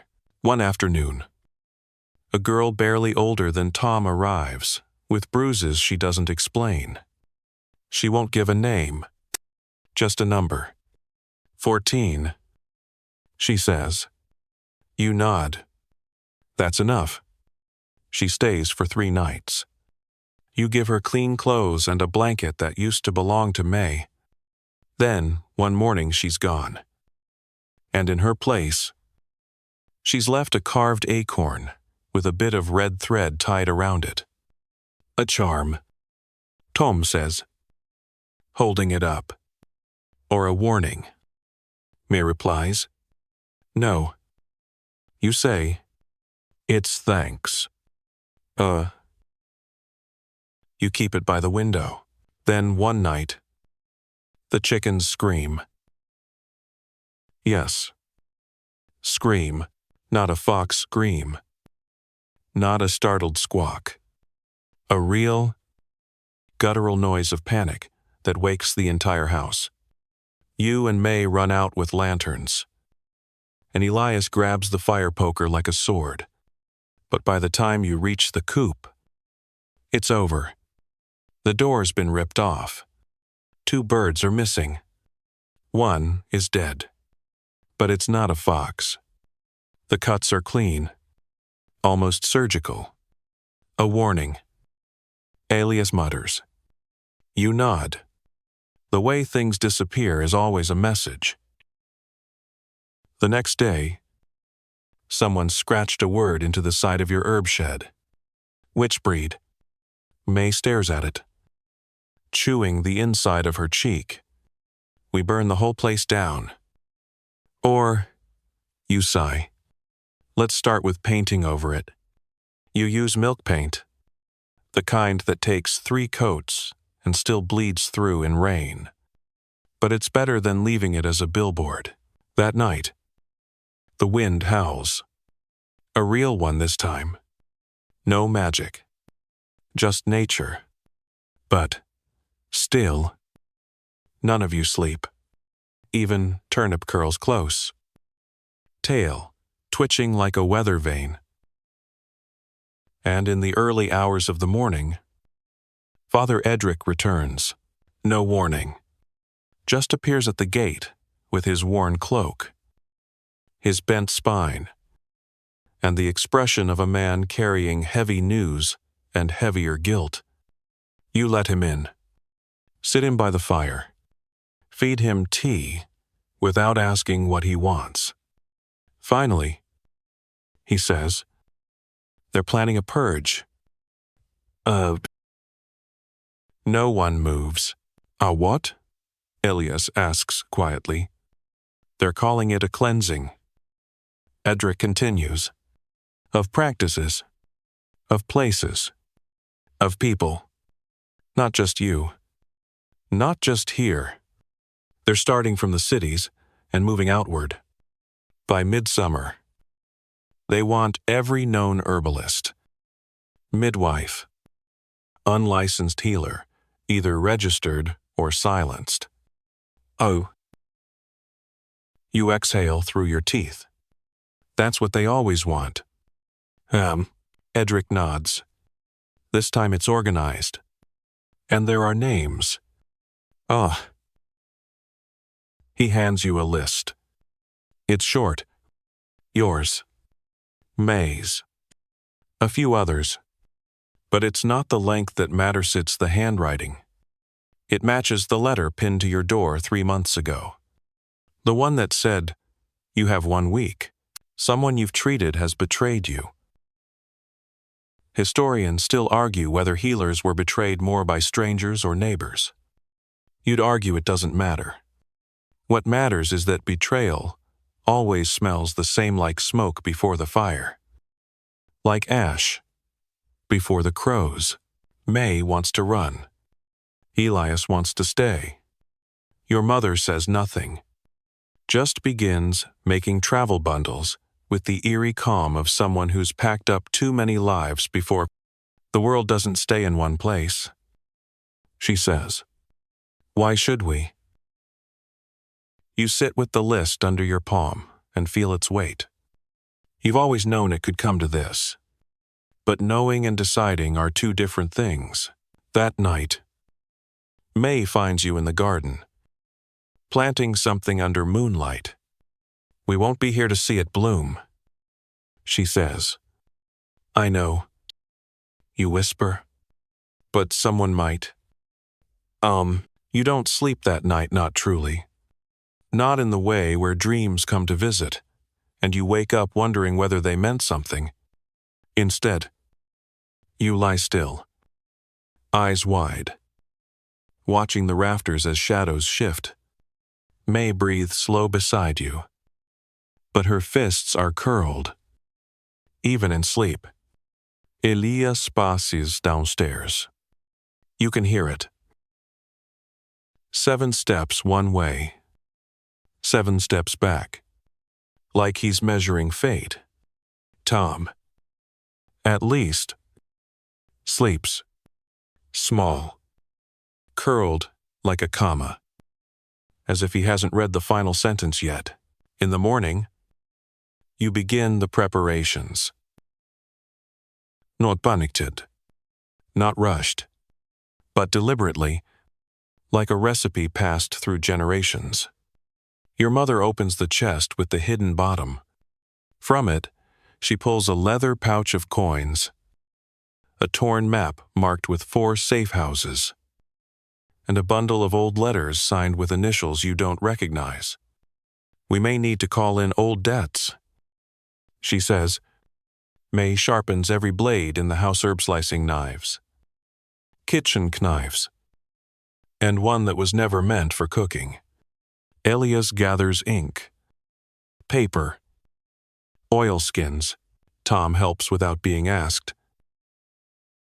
You make a list of what must be hidden, burned, or carried. The ledger, both original and copy, goes into a satchel beneath layers of dried mint, so it doesn't smell like ink. You explain? Though it's also for comfort. You tuck healing salves into hollowed-out books, compresses into candle molds. You label nothing. Historians still argue whether women in your position ever truly disappeared into the woods, starting secret networks of resistance. Some say it's fantasy. You glance at the sigil etched into the base of your travel kettle and think, fantasy doesn't usually come with exit routes and coded recipes. May says you should leave tonight. We've waited too long already. Elias wants one more day to scout the northern pass. Check for traps. Your mother votes with her hands. Packing, as if you're leaving this evening no matter what. You watch the sky, and then the visitor comes. She's old. Older than your mother.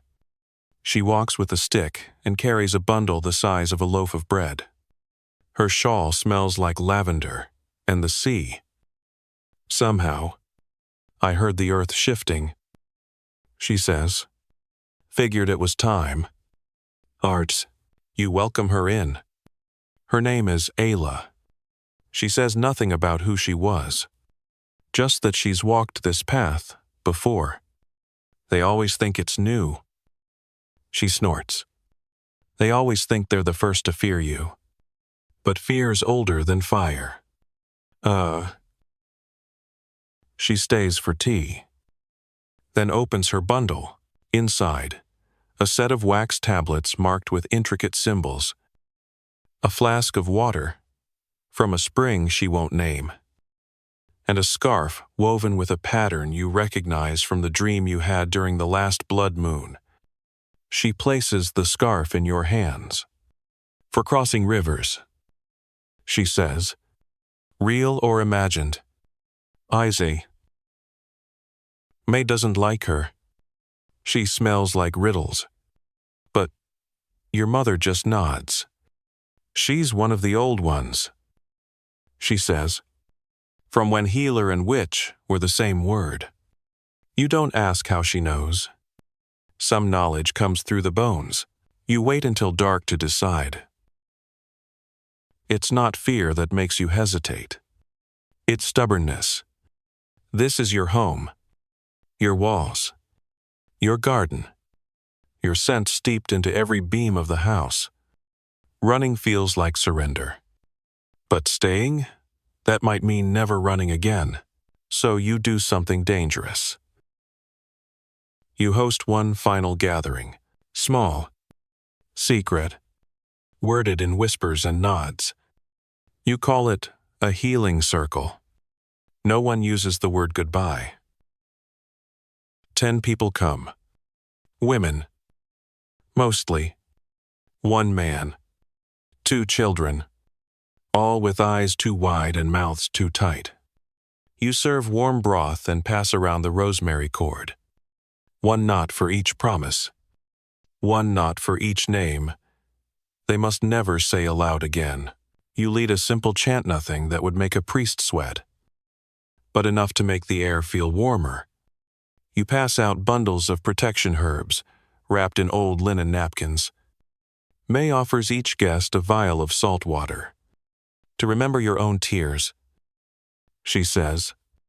Elias reads a verse from a burned book.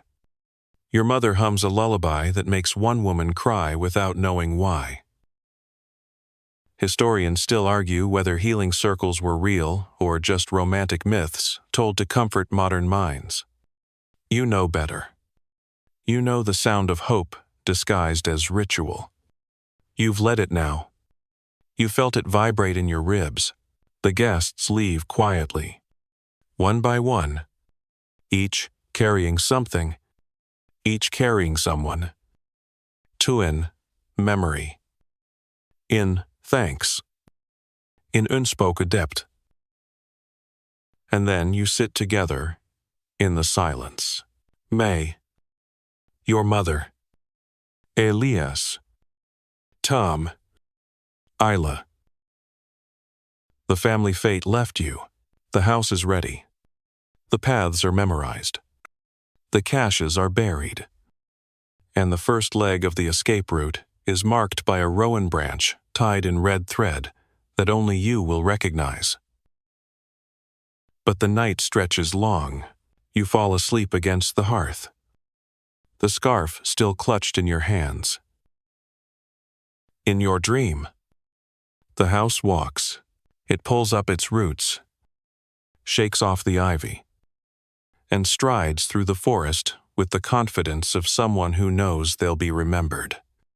You ride inside it not as a passenger, but as its heart, and everywhere you go, children whisper, "There it is, the house that healed."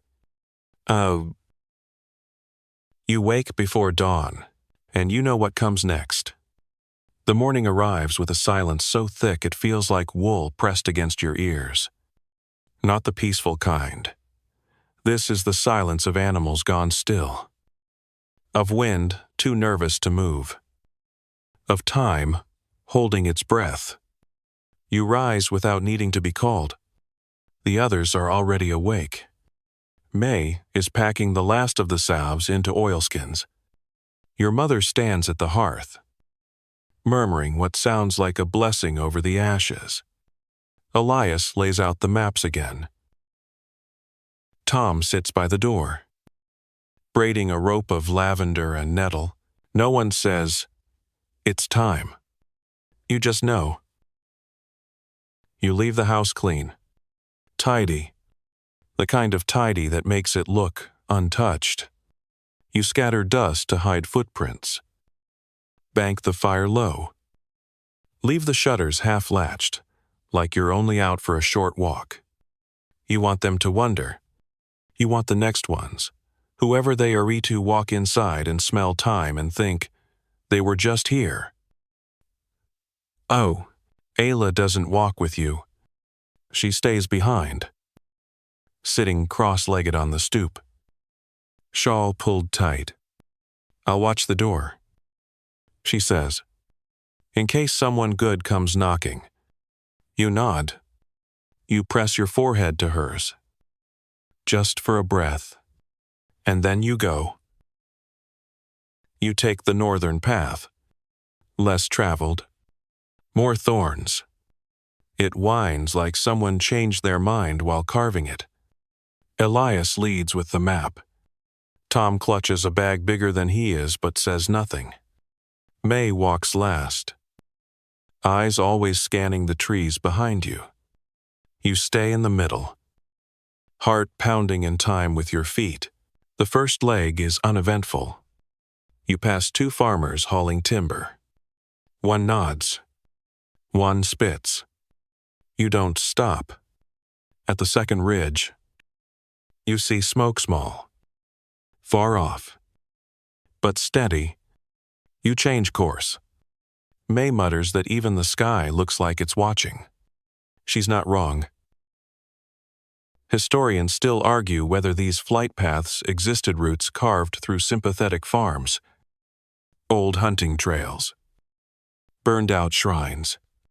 They argue whether the Coven Roads, as some would later call them, were real or imagined.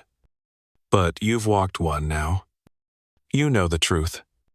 Truth is just memory written in blood and distance. The third day brings rain. Of course it does. It's the kind of rain that soaks through waxed cloth and makes every step a small betrayal. Your boots squelch. The sauve bags leak. The bread goes soggy. Spirits sink low. Elias hums under his breath to keep the pace. Tom, drenched and pale, finally says, "Can we stop soon?" You find shelter in an old waystationa, crumbling structure wrapped in moss. Roof, mostly whole, with an ancient sigil carved into the beam. A healer's mark. You trace it with your finger. Whoever carved it knew what they were doing. You make a fire. Boil the wet out of your bones. May curses the humidity. Then spends the next hour writing a spell of warmth in the soot on the wall. It's half joke, half prayer. That's how most magic works anyway. That night, while the others sleep, you sit awake and listen. There's an owl, a distant howl, the steady tick of rain dripping from a cracked beam, but under it all movement. The kind that doesn't belong to forest life. Too careful. Too slow. You nudge Elias. We're being followed. He nods, already reaching for the fire poker. You don't wait. At dawn, you're moving again. Faster this time. No pauses. No sidelong glances. May ties her hair back in a knot that means business. Tom hums to himself. It sounds like the same song your mother used to sing when drying herbs. By dusk, you reach the crossing. A river, too deep to wade. No bridge. The current runs fast and dark, like it has secrets. Well, May says, "Guess we live here now." Elias finds a fallen log and starts checking for stability. You pull the scarf Ayla gave you from your satchel. The one woven with symbols that hummed in your dreams.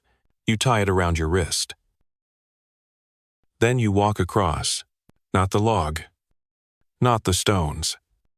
The water, it rises. Sure, cold, but it parts around you not like it's afraid, but like it's welcoming, like it recognizes you. May follows, muttering the whole time. Tom rides on Elias's shoulders. No one falls. When you reach the other side, the scarf is dry. You walk 2 more days. Sleep in a hollow beneath a lightning-struck oak. Eat from root bundles packed in beeswax. Share water flavored with mint and ash. You pass a shrine to a forgotten saint, covered in ivy. You leave an offering anyway. Not out of belief, out of politeness. Just in case, and then you see it. Nestled between hills, ringed by forest, wrapped in the same kind of stillness you left behind. A cottage, low-roofed, smoke curling from the chimney. A woman in the garden, tying strings of garlic. When she sees you, she doesn't run, doesn't reach for a blade. She smiles. I was told to expect you. Alu. Inside, the air smells of cloves and iron. There are 2 beds, 3 chairs, and more books than any one person should own. On the mantel, a familiar symbol painted in sage green, ringed in stars. "You're not the only one," she says. "We've been waiting." You don't collapse, but you do sink. Into the chair, into the silence, into the knowledge that for now you are safe. May sits beside you, wet hair plastered to her cheek. Elias drops his bag and groans. Tom reaches for a dried plum from a bowl on the table. Hesitates, then eats it. The woman watches, eyes warm, and says, "We'll keep going. More will come. We always do." And in the corner, half shadowed by the firelight, you see it, another ledger. Like yours, older, worn, filled. You smile, not because the danger's gone, but because now, finally, you're not alone. You sleep for 12 hours straight, face pressed to a pillow that smells faintly of rosemary and thyme. Not thyme, the herb, though. That's in there too, but time as in years. Generations. Stories pressed into the fabric like old laughter. When you finally stir, light is already sliding in through the shutters. And you can hear someone chopping root vegetables in a practiced rhythm. Not in a rush. Not in fear. Just because it's what needs doing, May is outside, talking to a goat, like it owes her rent. Elias is fixing a loose shutter hinge. Tom is sweeping the floor with absolute seriousness, as if the dust might give away your coordinates. You sit up and realize, with no small sense of disbelief, that for the first time in months, no one is waiting for you to save them. No one is bleeding, hiding, shaking, or accusing. The woman who took you in her name is Lynette greets you with a bowl of hot broth and a sly smile. "We heard," she says, "about the fever boy, the ledger, the scarf, even the chickens." You raise a brow. "Even the chickens?"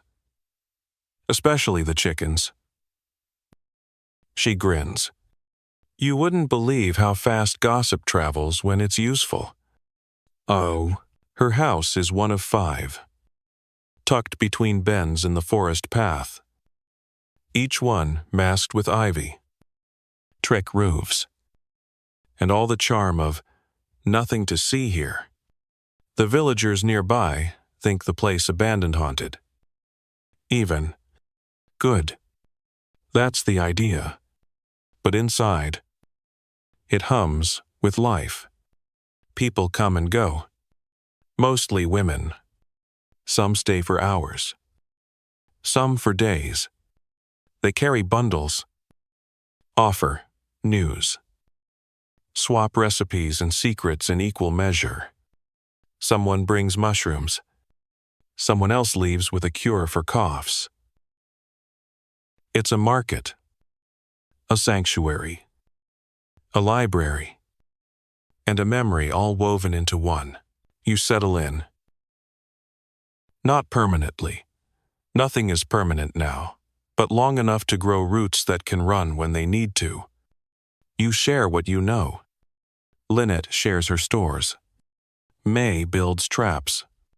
Elias copies pages. Tom starts a second ledger. With drawings. Your mother, when she arrives 2 weeks later with a weathered pack and zero explanation, simply says, "I needed to see for myself." Then she starts chopping herbs like she never left. Historians still argue whether underground communities like this ever existed in any organized form networks of healers, midwives, and so-called witches who shared knowledge under the threat of fire. But you're not interested in argument. You're interested in survival, in action, in making sure the next girl who comes through the forest doesn't have to choose between silence and shame. You're not done running.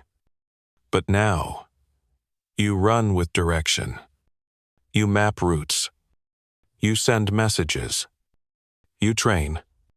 Sometimes you even sing.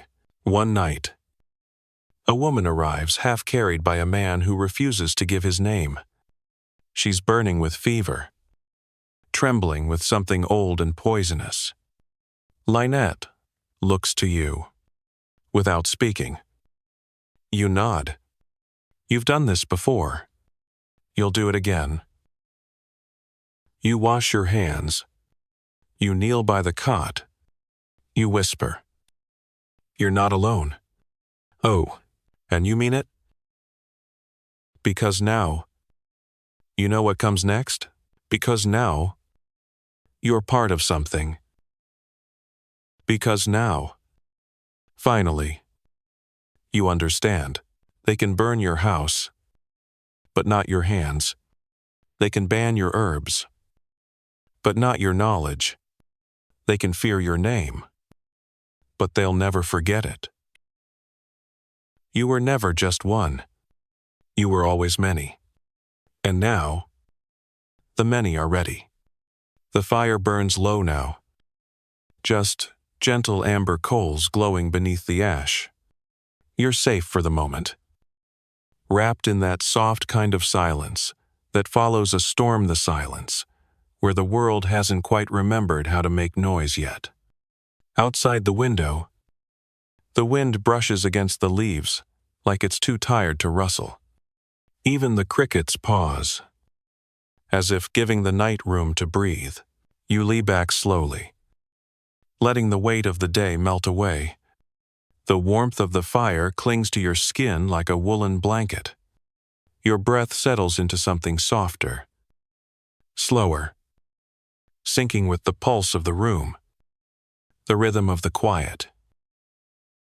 Somewhere in the dark, a door creaks, not with warning, but with memory. You remember the feeling of moss beneath your feet, the flicker of candlelight against stone walls, the way rosemary feels between your fingers, bitter and clean. You remember walking through danger with your head held high. You remember the strength in your back, your voice, your name, and, most of all, you remember you were never alone. Now, let that memory settle deep. Let it slip beneath your ribs and curl up there like a cat. Let it warm your lungs as they rise and fall. As your eyes drift closed, tomorrow may bring questions, but tonight brings only rest. You are safe. You are held. You are remembered. And the house that healed? It still stands. Sweet dreams.